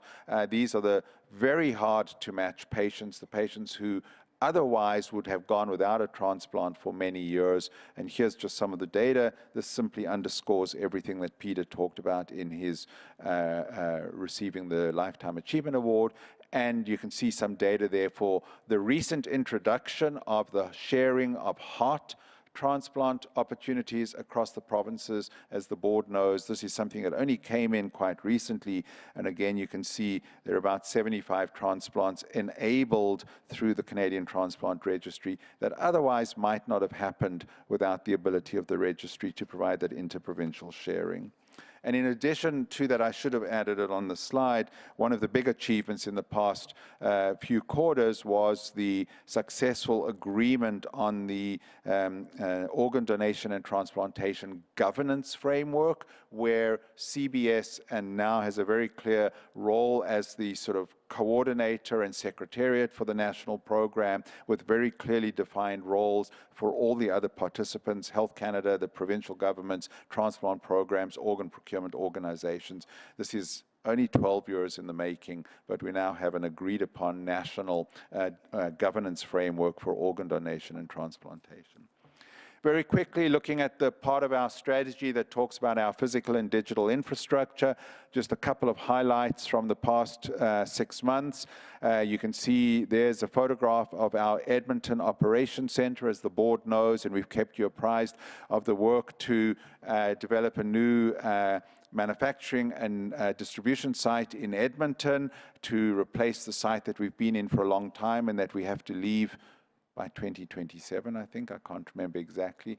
Well, it's underway. You can see the construction is happening there. This photograph's probably already quite out of date. I'm sure there's much more work than just some metal beams going up there. Regina Operations is now live, so that went live in September, a big achievement there. And you can see that in the last couple of quarters, we modernized donor centers, are in the process of modernizing our donor centers for Surrey and Peterborough.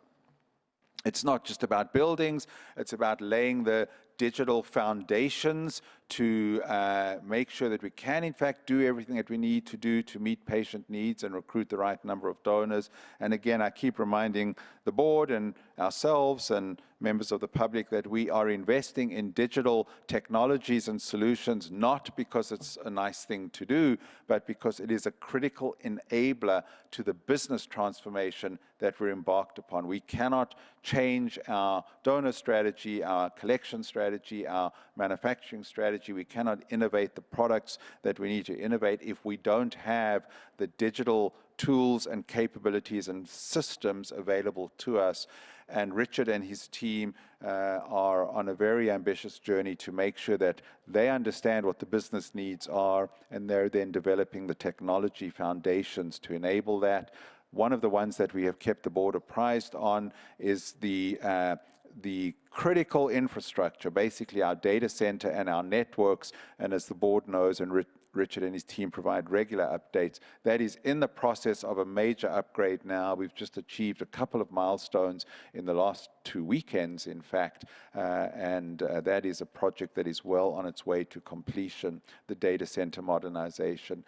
I've talked to the board before about the investment in artificial intelligence. Like every other organization in the world, we're having to make intelligent decisions around where to invest in artificial intelligence. And Richard and his team are supporting the business to identify opportunities where AI may make a big difference. And we have 2 pilot projects underway, one in Stephen's area, the quality management system, and one in Jody's area on supply chain management and logistics and inventory management. And these are pilot opportunities to see how AI can improve the business. And of course, we will make continued decisions where AI is a potential enabler and disruptor to our business over the next few years.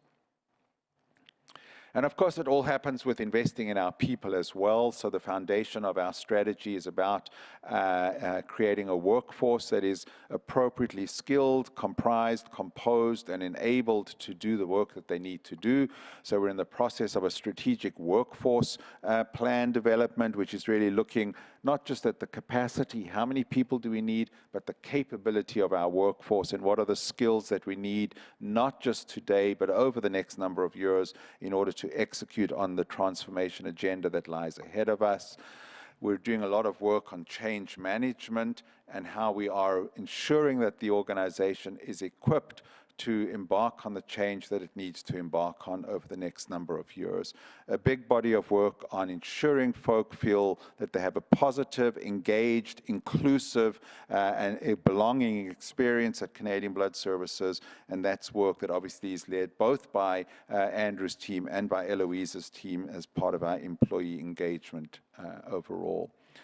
Just some data here. The board knows, and we have shared this repeatedly with the Talent Committee and now the GRCC Committee, we do regular engagement touch points with our workforce. Sometimes we do big enterprise-wide surveys, and sometimes we do these pulse surveys on employees' annual anniversary. So this is just some data. You can see both the engagement score and the Net Promoter scores. The engagement scores vary from quarter to quarter because it depends what cohort we're sampling that quarter based on their employment anniversary. But you can see that typically we're scoring around the 80% target, which is really what our target is, an engagement score of 80% and a Net Promoter score higher than 20. And you can see certainly on the NPS, we continue to score above our target. We do a lot of work across the organization, both on inclusion and reconciliation. There's some data on this slide. I won't read it all, but we continue to invest and partner with our employee resource groups. We're in the midst of a comprehensive review of corporate policies, programs, and documents with a sort of an inclusion lens. So it's what we call our systemic policy review. We do a lot of work on making this an inclusive, safe environment. So lots of learning opportunities and pathways there available to our organization. And as the board knows, we're embarked on a reconciliation journey driven by our Reconciliation Action Plan. And one of the things we did in the last quarter was to refresh members and participants in our advisory committee, our Indigenous Council rather, and I had the opportunity to meet with the new members of the Indigenous Council, I think just in the last month or so, and that's a body of work that Eloise and I are doing in that community. 5 minutes, I think I'll be done in less. Very quickly, achieve organizational excellence, the foundation of all the work we do. The board sees this data on a regular basis, our quality management system index, and as the committee also knows, Stephen and his team will be refreshing this index, but I can say for the last 2 quarters, completely on target and indicating that the organization is operating in a state of control. You also know we do some work on sustainability. We have a sustainability program. We've issued 3 sustainability reports now, 2 after the inaugural one. And here are just some environmental metrics. We don't often report on these, and so I've decided to begin reporting on some of the key environmental metrics. And you can see there significant progress in terms of reducing carbon emissions, reducing building emissions, and contributing to our environmental measures with things like electric charging stations and our commitment to the environment. The board has seen this chart many times before. It's just as an ongoing measure of our commitment to productivity across 3 ABO benchmarks: testing, manufacturing, and collection productivity. And as you can see here, despite the slight decline in demand and therefore collections, which has a direct impact on the productivity measure, you can see that we're essentially holding where we are with our productivity measures, and those numbers are using 2017-18 as a baseline. You can see that we're 200% higher in testing, 100% higher in manufacturing, and about 25% higher in our collections productivity. And then just in closing, Mr. Chair, a very quick snapshot at the financial results for the 6 months of this fiscal year. So there are 2 charts that I always present. So this is total expenses for our block-funded program, so that's blood, plasma, and stem cells. And you can see here that the expenses are higher in Q2 of 25-26 compared to Q2 in 24-25, driven by some of the increases that we expect, annual increases for staff costs, both unionized and non-unionized, matching some of the collective agreements across the jurisdictions, the investments we're making in growing and diversifying the donor base, and in the infrastructure components that I showed you. And so you can see there, whether it's staff costs, G&A, a slight increase in expenses in the block-funded programs Q2, or rather the Q2 25-26 compared to the prior fiscal. If you look at the same financial data, but this is for the pay-as-you-go programs, essentially the PPRP program, driven almost exclusively by the increased amount of IG utilized this year compared to last. So you can see 288 million to 303 million in IG, driving the total increase in the PPRP program of 564 compared to 532. So largely driven by utilization. And then finally, Mr. Chair, is a quick snapshot of the health of our investment portfolio in our captive insurance program. So what does this slide show you? March 2025, so the sort of end of last fiscal year compared to the 6 months of the current fiscal year, you can see that the investment portfolio has increased from 580 million to over 600 million. It's even higher now at the end of November. And what we are required to meet at a minimum is the insurance policy commitments or obligations, which amount to $370 million. We also have both statutory and voluntary reserves above the minimum insurance policy limits, and even when all of those reserves are accounted for, the investment portfolio is healthy and above the combined investment policy limits and statutory and market reserves that we require. So the insurance company is in a very healthy place, and its investments, as Glenda reported yesterday at the meeting, are in a very positive place. So in closing, Mr. Chair, I think I can say that the first 6 months of the current fiscal year, we continue to build on our strong foundation. We continue to transform the organization. We know it is a multi-year program. We know we've still got a long way to go in some of our ambitious transformation obligations and commitments. But I think the data shows that the journey is well underway. We're continuing to make sure the donor base is resilient, our product portfolio is resilient, and will be there to meet patient needs. We continue to invest in both physical and digital infrastructure as the critical foundation to enable business transformation. And I am confident, Mr. Chair, and to members of the public, that we are building a future-ready organization that will meet just not the needs of patients today, but the ongoing needs of patients for many years to come. And with that, Mr. Chair, what you get when you give. Thank you, Graham.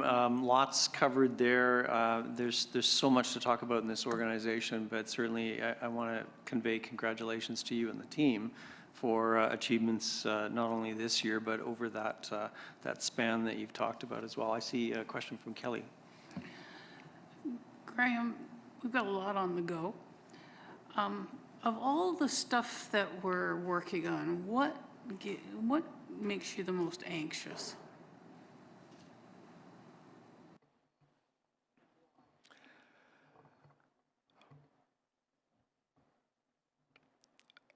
I think what makes me the most anxious is this understanding of when we say grow and diversify the donor base and build a collections network to be where we need to be to meet the needs of the population. We have a sense of what the scale and scope of that growth needs to be. We talk about 1 million new donors. We talk about going from 42 to approximately 56 or 58 collection centers. Our demand intelligence is very sophisticated. We know what we need to do, and we also know that it's a very volatile environment. So we can't be precise in knowing exactly which community we need to go to, exactly which site will give us the best number of donors of the right composition. We have to make a series of strategic choices, some of which may not pay off absolutely optimally. So we may land up opening a collection site in a particular community with the expectation, based on all of the analysis and all of the research that we've done, that it will help deliver a certain number of plasma donors and a certain number of whole blood donors. And there are so many factors at play that influence those strategic choices. So I guess what I would want the board to understand is I and we have very high confidence in knowing we need to grow the donor base, having a sense of what that scale and scope needs to be, but that we will make choices that in some cases will pay off as big bets, and in others we may need to revisit the strategic choice because we may not get the optimal performance from a particular location or a particular community. And I think the uncertainty attached to changing demographics, human behavior, participation in organizations like Canadian Blood Services is so influenced by so many factors outside of our control that we have to be able to be agile, flexible, and responsive to what those societal factors are. So it's not that I believe our strategy is the wrong strategy. I'm not anxious because we don't know what we're doing. I think we know very well what we're doing. And I think it's evidenced by other blood operators in exactly the same boat as us, Kelly. This is an incredibly dynamic, incredibly volatile environment with many factors outside of our control. And so for me, the anxiety is not the right word. I think the management oversight that is required here is to be able to understand that degree of uncertainty and volatility and be in a position to respond to it as effectively and efficiently as we can. And it's to scale up at a rate and at a pace that will actually meet the changing demand that we're seeking to meet all the time. So it's probably an imperfect answer to your question, but if I think about everything that CBS is doing, I'm not worried about many of the technology implementations and the process implementations and the introduction of malaria NAT testing and all of the things that we're doing, we'll do.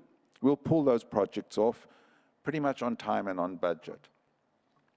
At the macro level, the transformation of the donor base and the collections network to meet the demand of the future is the single biggest complex area of transformation, and its complexity is driven by factors both within our control, but more importantly, factors outside of our control.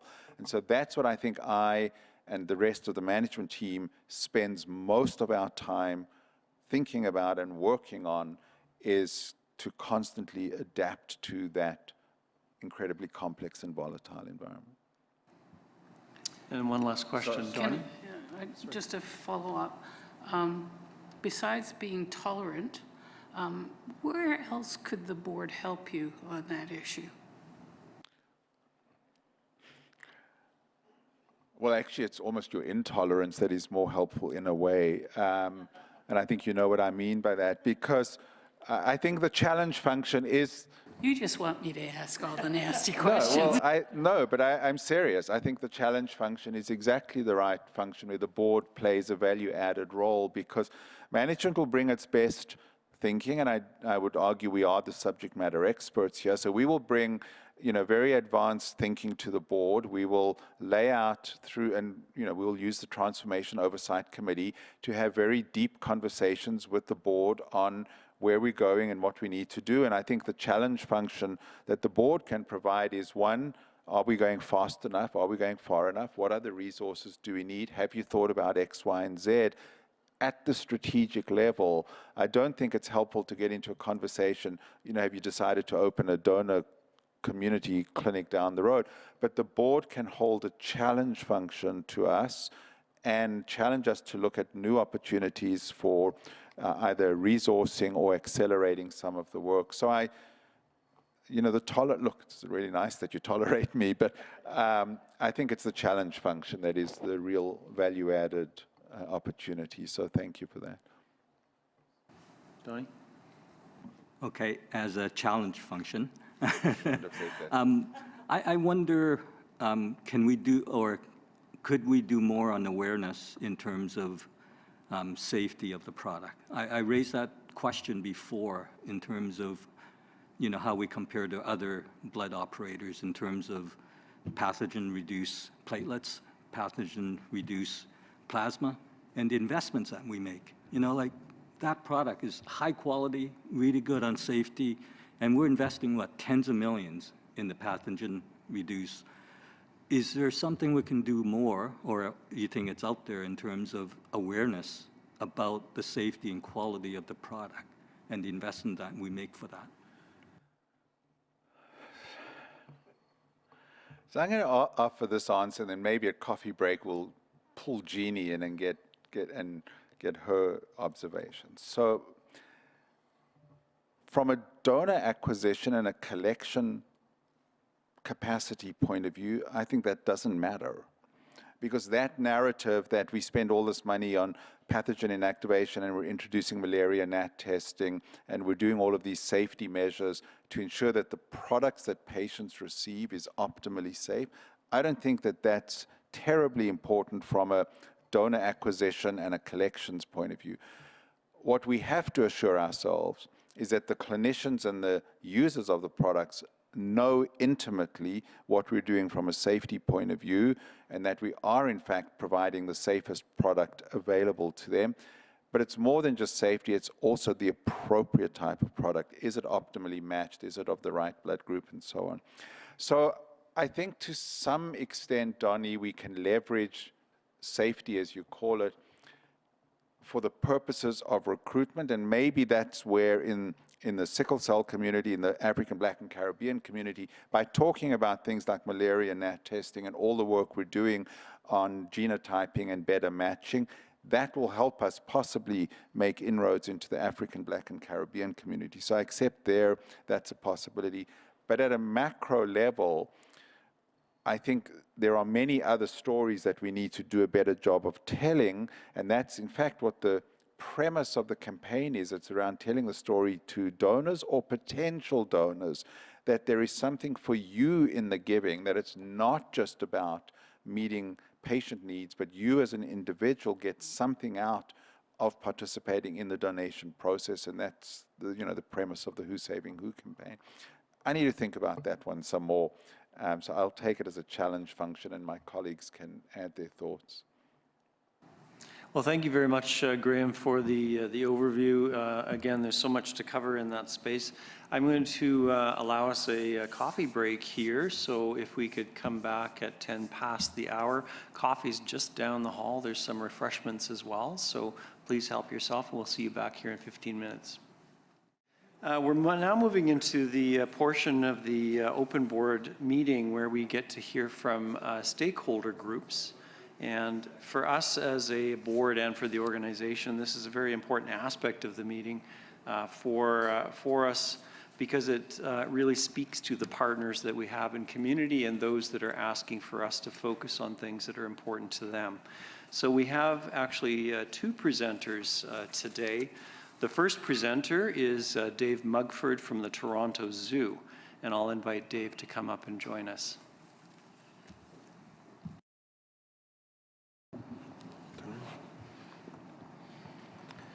Hey, good morning, everyone. Thank you for giving me the opportunity today to speak about an issue that sits at the intersection of public health, science, fairness, and blood donor policy. My name is David Mugford, and I'm here from the Toronto Zoo to talk about a group of people who are quietly but significantly affected by our current Canadian deferral rules: anyone who works with non-human primates. Right now in Canada, if you've handled primates or their bodily fluids on a regular basis, you are permanently deferred from donating blood. This policy was designed with safety in mind, and safety must always come first. But today, I want to make the case that it's time to re-examine this rule, not to weaken safeguards, but to ensure our policies reflect evidence we now have and to make sure they are fair to the people they affect. Let me begin with the virus at the center of this discussion, simian foamy virus, or SFV. SFV is a retrovirus commonly found in many non-human primates such as monkeys, apes, macaques, and others. People who work closely with these animals, such as researchers, veterinarians, veterinary technicians, and animal care staff, occasionally acquire the virus through bites, scratches, and needle stick injuries, or significant exposure to bodily fluids.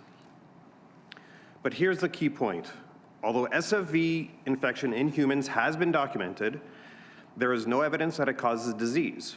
Workers who acquire SFV, some of whom who have been monitored for 20 years or more, remain healthy. And while the virus can be transmitted through blood in animal models, there has never been a documented case of human-to-human transmission through blood transfusion.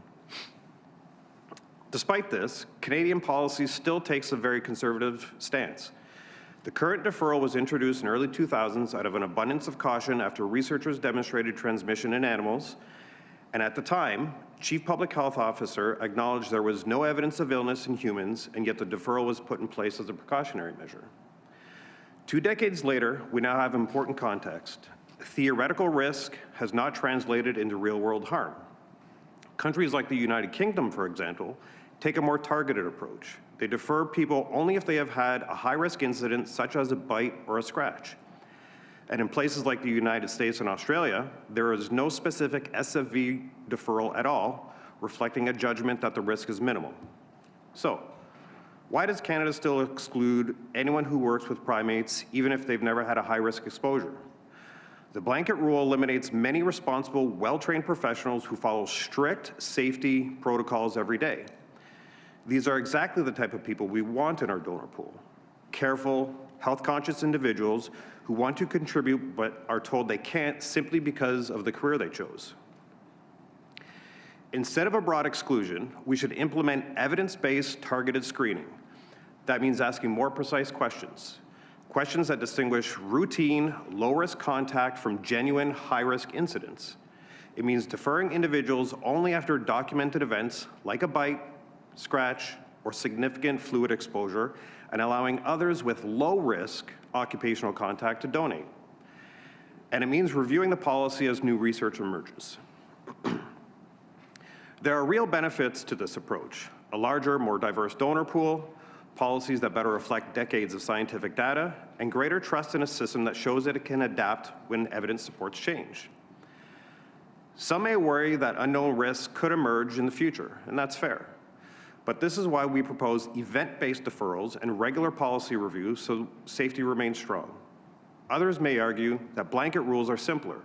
They might be simpler, yes, but simplicity should not come at the cost of excluding healthy, low-risk, and valuable people who could help save lives. Before I close, I wanted to say this clearly. I'm not a scientist. I'm an electrician and an individual who has spent his whole working life in the trades. But I have developed a deep interest in this subject, and I'm advocating today because the issue affects my friends, my colleagues, and my family, not just at the Toronto Zoo, but across Canada at zoological and research facilities such as Calgary Zoo and Granby Zoo in Quebec. These are people who dedicate their lives to animal care and scientific advancement, and yet they are told they cannot donate because of their profession. The science around SFV strongly supports re-examining this policy. After decades of study, we see no disease in infected humans, no transfusion-related transmission, and consistently benign long-term outcomes. Other countries have found ways to balance safety with inclusivity, and Canada should do the same. By refining our screening to focus on high-risk incidents rather than broad occupational categories, we can maintain safety while being more fair, more accurate, and more evidence-driven. Let us move forward guided by data rather than assumptions, by evidence rather than fear, and by the belief that good policy evolves when science gives us the tools to improve it. Thank you. Thank you very much, Dave. I'll ask Graham to lead our response. Thank you very much, Mr. Chair. Thank you, Dave, for that very thoughtful and very well laid out presentation. I was going to recap just for the board some of the facts around simian foamy virus. You've captured some of them, but I'll just sort of, from our point of view, go over it. So exactly as Dave said, simian foamy virus belongs to a family of foamy viruses that exist in a variety of animals, several types of monkeys, cows, cats, and others. Simian foamy virus in particular is found in non-human primates such as chimps and macaques. And Dave has done a very good job of clarifying that really the risk of acquiring simian foamy virus is from a significant bite or a scratch or some form of contact that would allow mixing of bodily fluids from the animal with the zookeeper or the person working with that animal. So casual contact and pet ownership is not deemed to be a risk. Just a couple of other data points beyond what Dave had introduced. So this policy did come into effect in 2006 and was directed to Canadian Blood Services and Héma-Québec by Health Canada. And I have shared with the board in the past that this is the only policy we have in place that was actually directed to us by the regulator as opposed to introduced voluntarily by Canadian Blood Services. And exactly as Dave has summarized, we have followed the science on this one, and there hasn't been any clear evidence of a transmission of simian foamy virus through blood and blood products. And so the premise of the broad deferral that Dave speaks to, I don't disagree with the data. The data is exactly as you've presented. Just what we do know is that we lose about 75 individuals a year. So, one could say that that's not a very large number of individuals who would be deferred as a consequence of answering in the affirmative to the questions we ask around this category. So about 75 donors per year are deferred inside Canadian Blood Services system as a result of these screening questions. Our sister agency, Héma-Québec, made a submission to Health Canada just before the pandemic. So in 2019, they had developed an evidence base and made a submission to Health Canada to have this policy removed for exactly the rationale that Dave has described, that there was no evidence and that the blanket policy, the broad set of questions, didn't ultimately serve its purpose from a safety point of view. And Health Canada did not approve that submission in 2019. So Dave, since then, we have not, neither we nor Héma-Québec, have made a resubmission to Health Canada, in part because of the pandemic and many other priorities that received other attention. And up until sort of your submission here, I will say we had not elevated the simian foamy virus criterion to the top list of those that we're addressing. So two things I want to say. So one is we're constantly evaluating all of our donor deferral criteria. We're looking at all of the questions all of the time to address exactly the premise of your argument, and that is we need specific questions that address specific risks and that identify what the critical risk is, and rather than broad brush stroke questions. It's the work we have done across many, many of our criteria today. What I can commit to you as I sit here now is that we will raise this in discussion with Health Canada again and try to assess what their willingness is to receive another submission. So we will do that for sure. I will work with our teams internally to see whether or not this is a policy review we can prioritize amongst the others that we're doing now. So I don't want to offer any clear sense on that until we've done the internal analysis. It has not up until now been amongst the more important ones that we're seeking to address, and partly we look at our donor deferral criteria that cause the greatest loss of donors, and those are the opportunities we seek to address first. So I guess in some ways, Dave, and I had given you a heads up to this, that this isn't perhaps the answer you wanted to hear from me in the setting, but I will commit that we will, in our regular touch points with the regulator, try to ascertain their willingness to receive another submission. What I can't promise is when and how that submission will happen, because we're going to have to look at all the others that we have in the priority list, and there's only so much capacity we have, and importantly, only so much capacity that the regulator has to review all of these. So we will need to do all of that work, Mr. Chair, but I guess what I would say in response to Dave's very helpful presentation, we largely agree with everything he has said in the premise of simian foamy virus. It is a policy that was imposed on us by Health Canada in 2006, and the only one effort to remove it, which was made by Héma-Québec, was not successful. But that was 6 years ago. So we will re-examine this and see if we can potentially address it at some point. If I can sort of add to what you're saying, so you're saying 75 people a year are deferred from? Approximately, yeah. So, I mean, that's over the last 20 years since that was put in place, that's 1,500 donors. And then it even goes further back. When you think of people who currently work in zoological institutions or research facilities, and then retirees, we're talking, a few thousand arms that you guys could be tapping into. So I think that's something that could be pushed as well. If it's going to help you guys reach your 1 million donors in the next 5 years, every little bit counts. Absolutely. Absolutely. Thank you. We have a follow-up question from Anne. Yes, could I ask, does this also extend to plasma donation, Graham? Yeah, it occurs, it applies to all donations, yeah, Thank you. at the moment. And would there be able to be sort of better definition around regular donation or regular contact with the primates? Because I know there's some who have had, we had a work disruption at the zoo maybe 10 years ago, and there were some people who temporarily had to work with non-human primates, and now they're permanently deferred. But in the questions, the screening questions, it asks if you regularly work. And I think defining that would be beneficial as well. Yeah, so let me take all of that away. So, my commitment is that we'll open up a dialogue with the regulator, and I'll work with our team that oversees all the donor deferral criteria to see what options we have around this.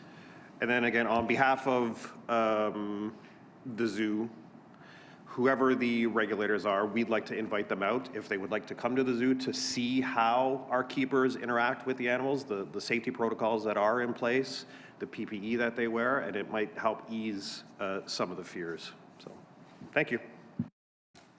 Thank you again, Dave, for a very thoughtful presentation.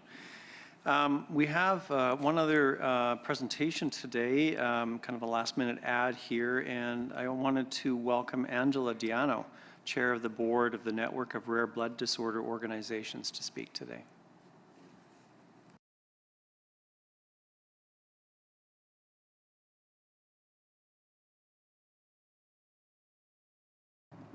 Kind of feels like coming home to an open board meeting. I'm not going to look at him.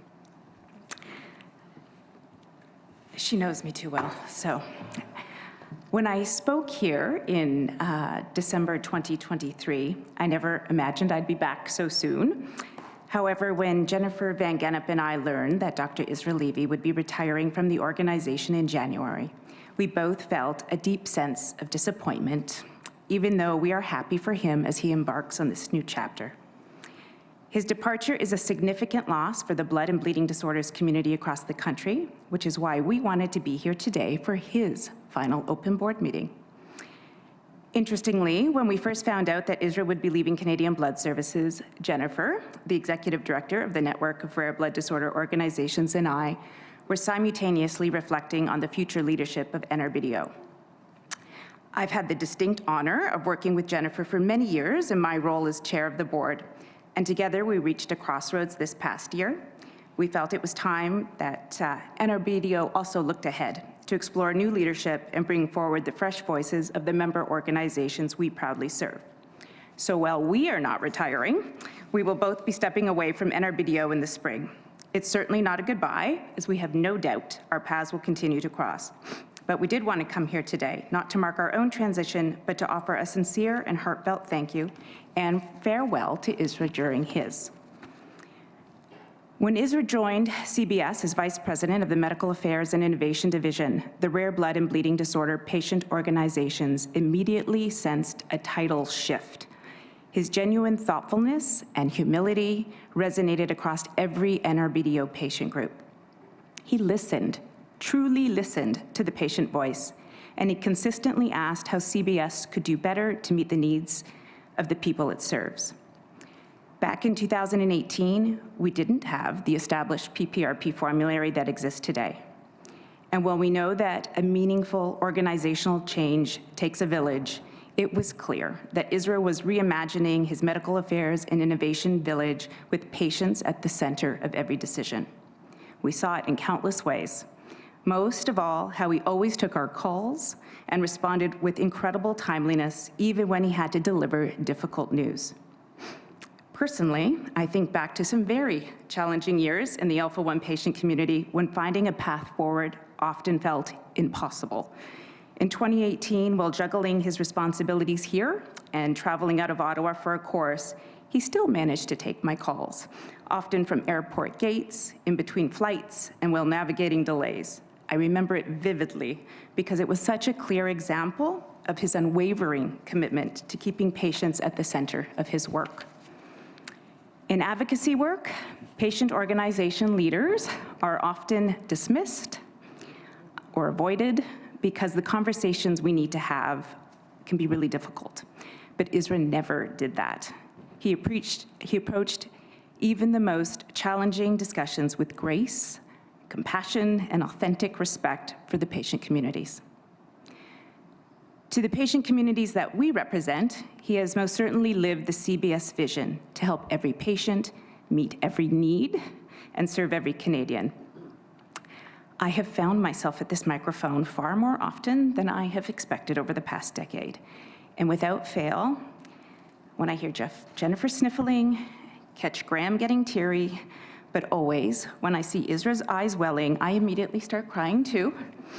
So I'm doing my best to spare everyone today another cry and finish without tears, to say on behalf of the 14 patient groups represented by the Network of Rare Blood Disorder Organizations, thank you, Isra, for your unwavering dedication to patients. We wish you the very best, and you will be deeply, deeply missed.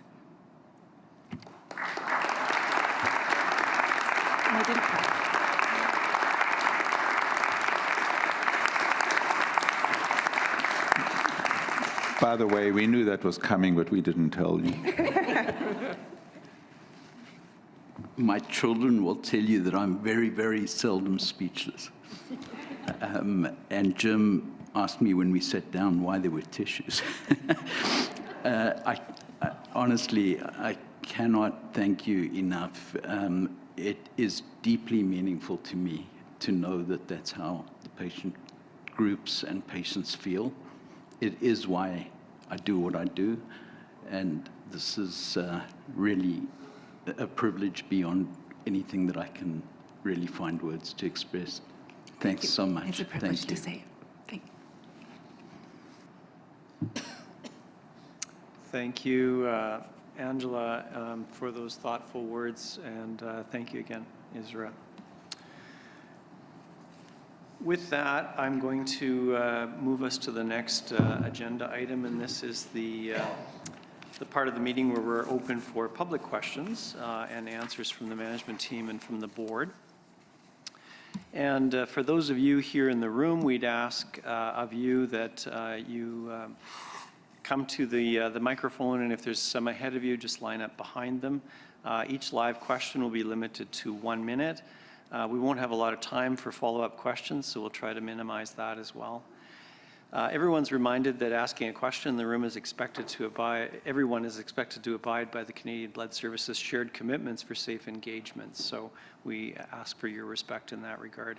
We also have some questions that were submitted in advance and virtually, and Sheila Street from our communications team is here to read those out for us for response. So I think we'll start with that, and anybody that wishes to ask a question, please come up, but I'll ask Sheila to start us off with the questions that came in advance.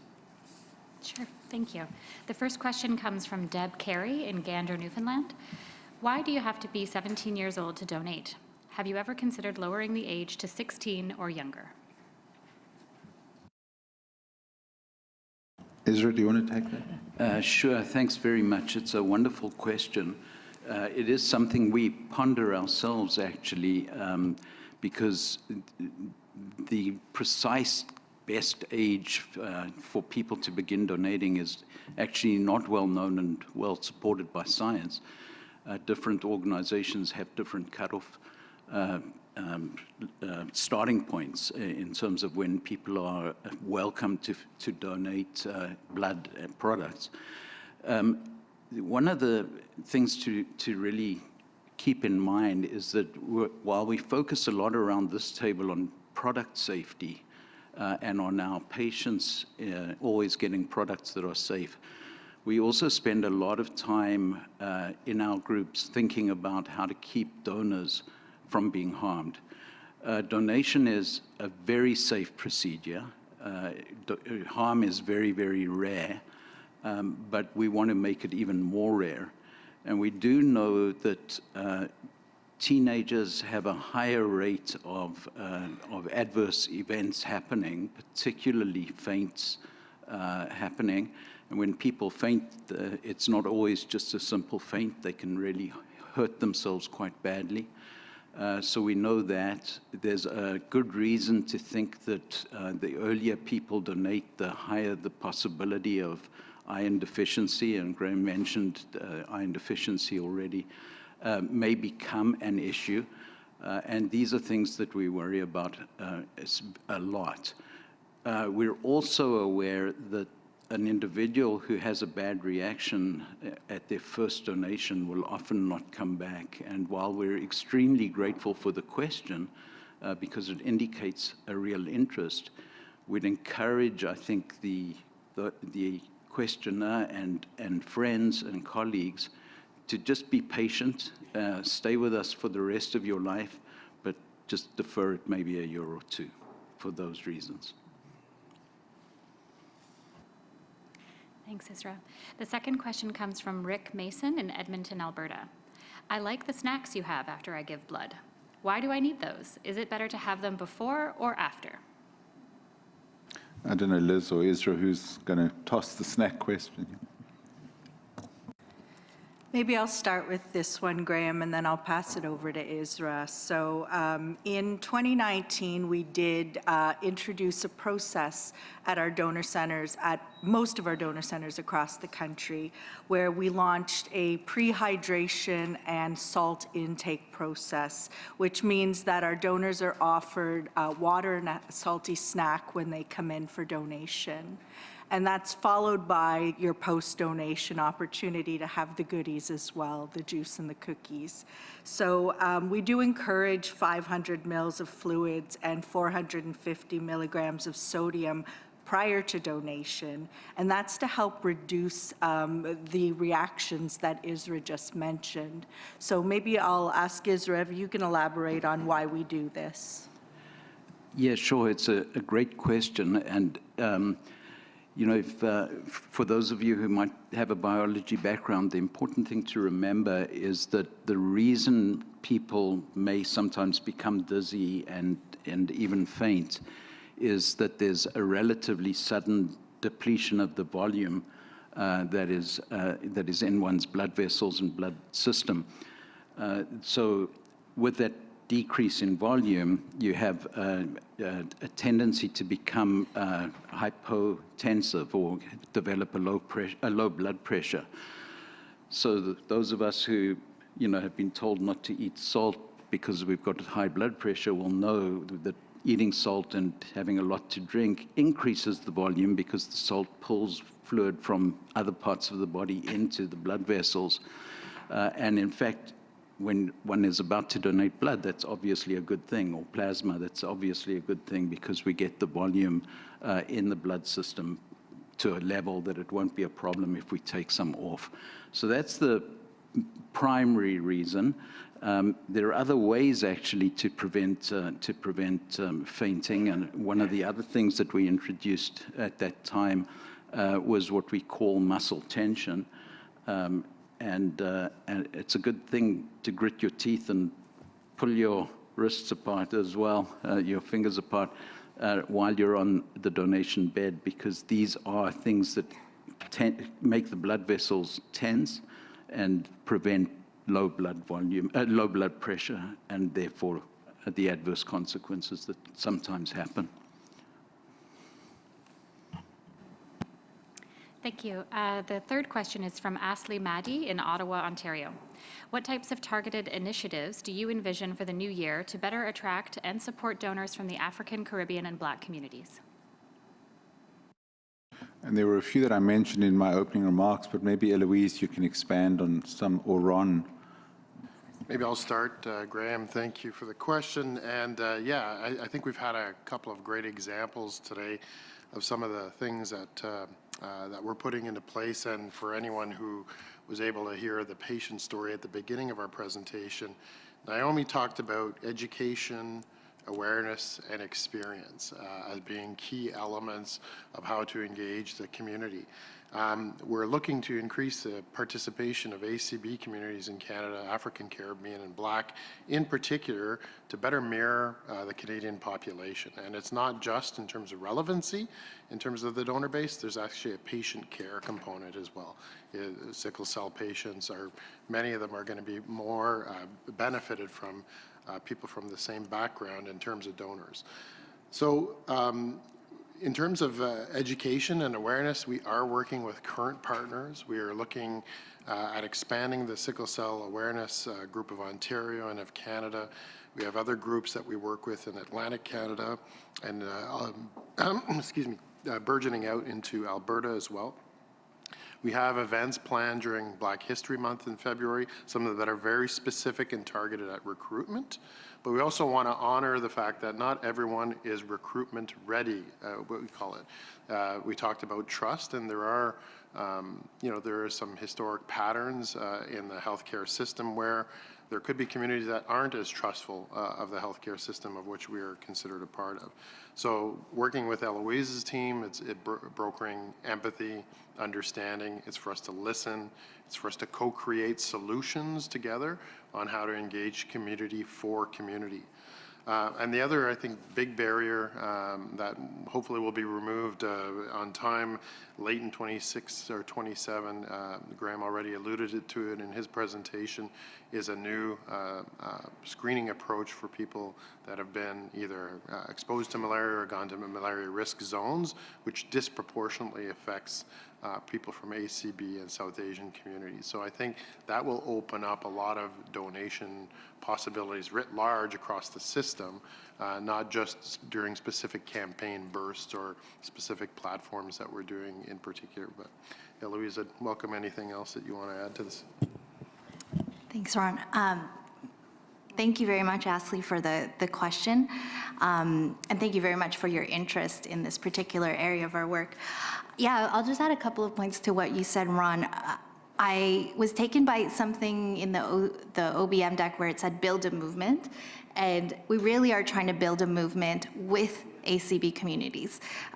What does that mean? It means we are meeting communities where they are. So, I think Naomi made a lot of us reflect on so much of, the opportunities, not just the challenges that are there with ACB communities. And what does meet communities where they are look like from a CBS perspective? We are actively, consistently going where communities are gathering, where they're learning, whether that's showing up to SCAGO's Hope Gala annually, whether that's going to their learning and academic conference every August, where I learned so much, like just this August, and a group of people came from CBS. I sat with mothers who told me, what it's like when they send their child to school in the winter. You heard about the challenge of the cold, and teachers wouldn't let their kids stay inside, but they couldn't have their kids be outside because it was just too cold for them and could bring on a crisis.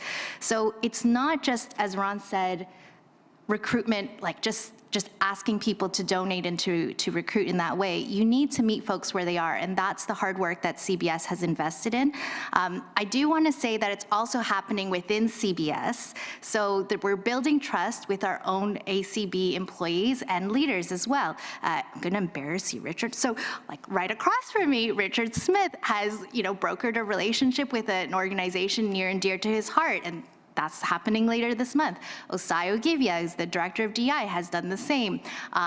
Just this past summer, and we held a picnic there, an awareness and education picnic. Everil and Steve, who are in Jody's group, who are drivers in the logistics group, they brokered a relationship for us with the Jamaican Canadian Association. So it's with others outside the organization, but it's within the organization as well. And there's a number of growing education and awareness activities happening next year. As you said, the NAT testing, which we are working with the Sickle Cell Disease Association of Canada very collaboratively on when this change comes, how can we prepare communities for this change? There's also the ACB advisory group that will be put in place in 26-27. And finally, this is just a fun thing for those of us who are in the atrium right now. Alice, I remembered. So on December 20th, in this, I think it's right in this room here, we're going to be hosting a toy something Christmassy with toys for kids, and it's the Ottawa chapter of the SCAGO, the Sickle Cell Awareness Group of Ontario. So it's happening right here, and they approached us, and they asked us, could we share this space with you? So, recruitment, there's a long road to recruitment. And that's what Ron and I, our teams are collectively working on together. So really appreciate the question, Ashley. Thank you. This is the last question that we received in advance, and it comes from Josephine Cerna in Ottawa, who is the president of Thalassemia Foundation of Canada. The sickle cell strategy that you mentioned is heartening. We have been longtime advocates of seeking the best matched blood products for people with hemoglobinopathies, many of whom are chronic red cell recipients, and we support CBS's work in this area. At NRBDO's Fall Forum, held in November, Health Canada mentioned their role in blood surveillance, and I was left wondering if development of antibodies against donated blood is considered an adverse event that should be reported to Health Canada. If yes, how would Canadian Blood Services respond to these adverse event reports? Maybe I'll start with that one, and if Stephen or Isra you want to add, please do. So thanks, Josie, for the question. So two thoughts from me. So in and of itself, to use the precise way you asked the question, the development of antibodies is not deemed an adverse event and certainly not a reportable one. Now, if a patient has an adverse clinical outcome because they have antibodies and there's a significant clinical event, then that is deemed the adverse event, and that may or may not be reportable. But the immunological development of the antibody is not actually the adverse event, even though it's causally what may contribute. So it's actually a really interesting question in that regard. And I did check with Stephen, and no, we do not report the development of antibodies. But it is, Mr. Chair, it's an opportunity for me just to say to the board, because this is something you have heard from previous presenters at other open board meetings, this notion of could we have a registry amongst all of our donors of those who have antibodies, and would that allow us to more effectively manage donors and matching products to patients? And I had several board meetings ago said that this was one thing we were looking at, was the establishment of an antibody registry.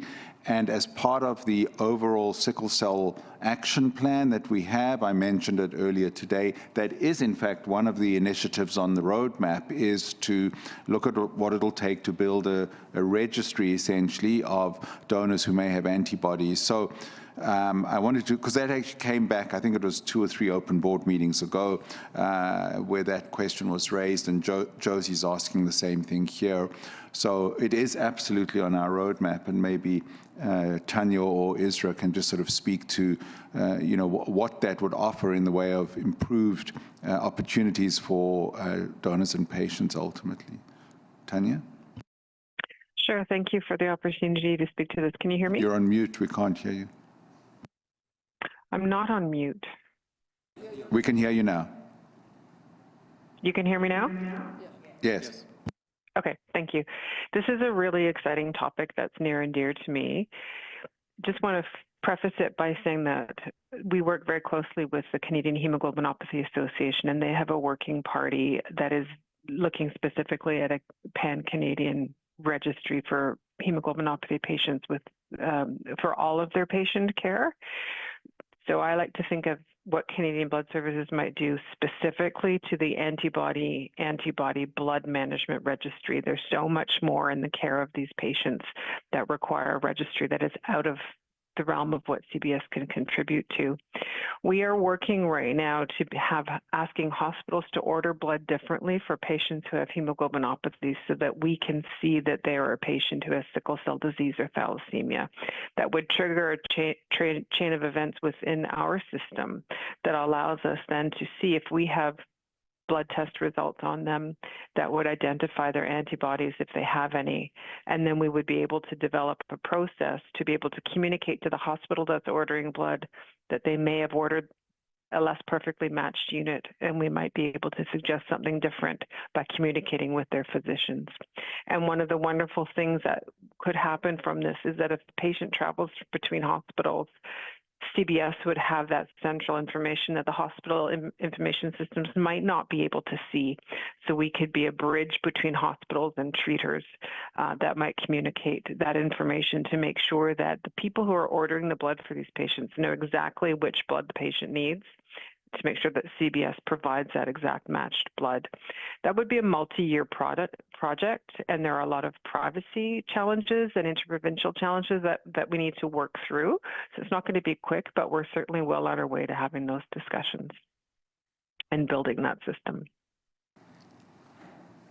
Mr. Chair, maybe I can just, thanks, Tanya, for that. You know, these 4 questions were all really interesting, and I think each of them shows an interest, plus Dave's presentation as well, each of them shows an interest from multiple communities on how we can make the blood system more inclusive, increasingly safe, provide greater opportunities for understanding the patients we're serving, as Tanya just described, so that we can ultimately have a better linkage between donors and patients and the products that we collect and manufacture and deliver to hospitals, and do it in a way that matches the precision medicine aspiration that Jim spoke to the board about yesterday.